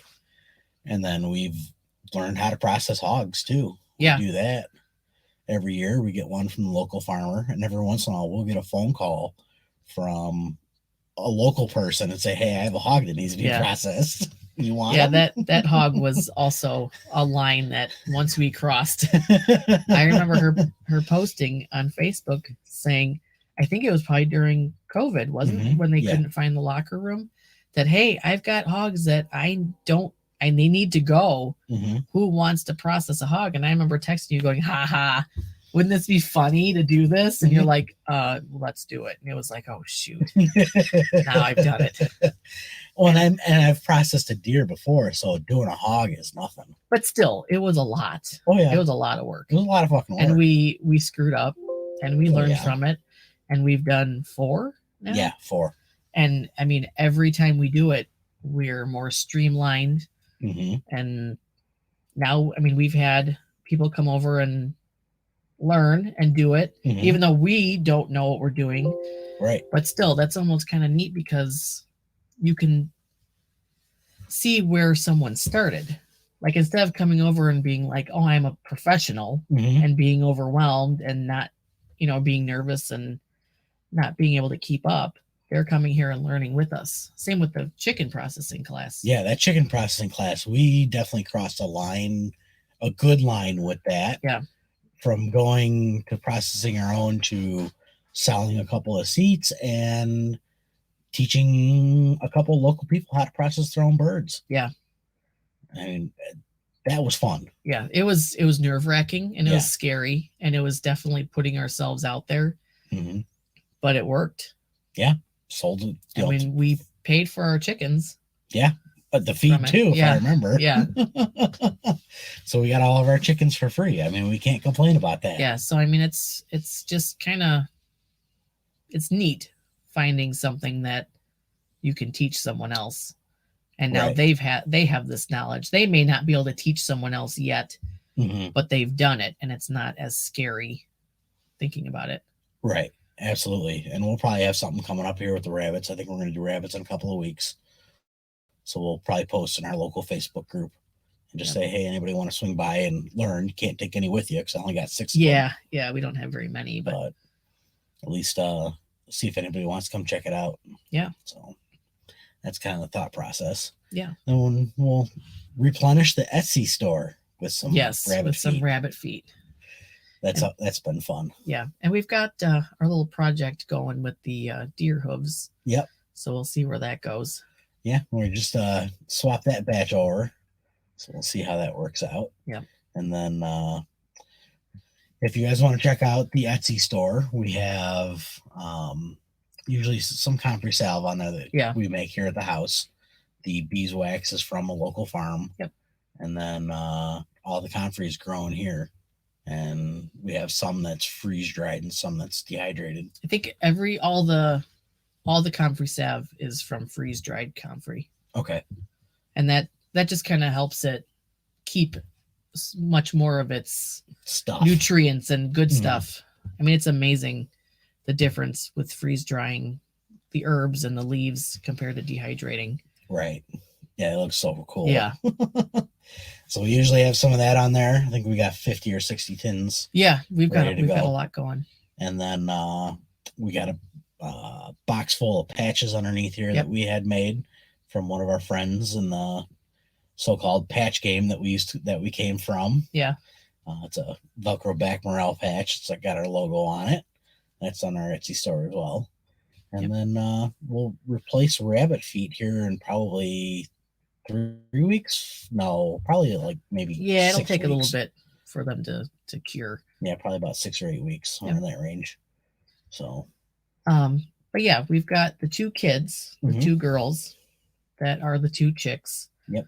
That name came when I needed a name, a homeschool name for something I was doing. And I think we had just gotten the chickens. I had 2 girls and it was like 2 chicks homeschool. And that was perfect. And then it just kind of came from there. But after we kind of got bigger, I think I said to you, do you think they're going to think we're 2 old women? You know? Well, yeah. And then it's like, yeah, literally everybody thinks that. Hence the bearded lady jokes every single time somebody asks me. So if you're thinking and chuckling that, we know, and it's fine. Yeah. So it's a fun story. Absolutely. And it's something I would never change because it's us. And we thought about it really, oh gosh, maybe we should change it. Like this is going to live. We're never going to live this down. And it's like, you know what? Whatever. It's a fun story. We can laugh right along with it. Yep. Once we realize that it wasn't just us that thought that. Yep. So if you guys want to follow us, our website, real easy to find, twochickshomestead.com. Yep. We do have the Etsy store. It's listed on there. We do have our email address. It's info@twochickshomestead.com. You know, shoot us an email, ask us some questions. We do anything we talk about here, and then also a little bit of ham radio. If anybody has some ham radio questions, they're more than welcome to email us and ask, and we'll get a hold of you. Yep. And we do have a Telegram group. You can find that on our tip link. Yeah, 2 chicks. It's 2chicks.ittybitty.tips. Yep. And that's got all of our TikTok links and our Telegram group and our Facebook, the local group. It's mostly for Northern Illinois homesteading. The Telegram. We got the Facebook. We got TikTok. I think MeWe was on there. Yeah. Maybe. Yeah, I don't know if MeWe's even on there anymore. MeWe kind of. Yeah, kind of fell apart. Same with Float. Yeah. But we were doing weekly podcasts. We've recently switched it to every other week. Yeah. It's a lot.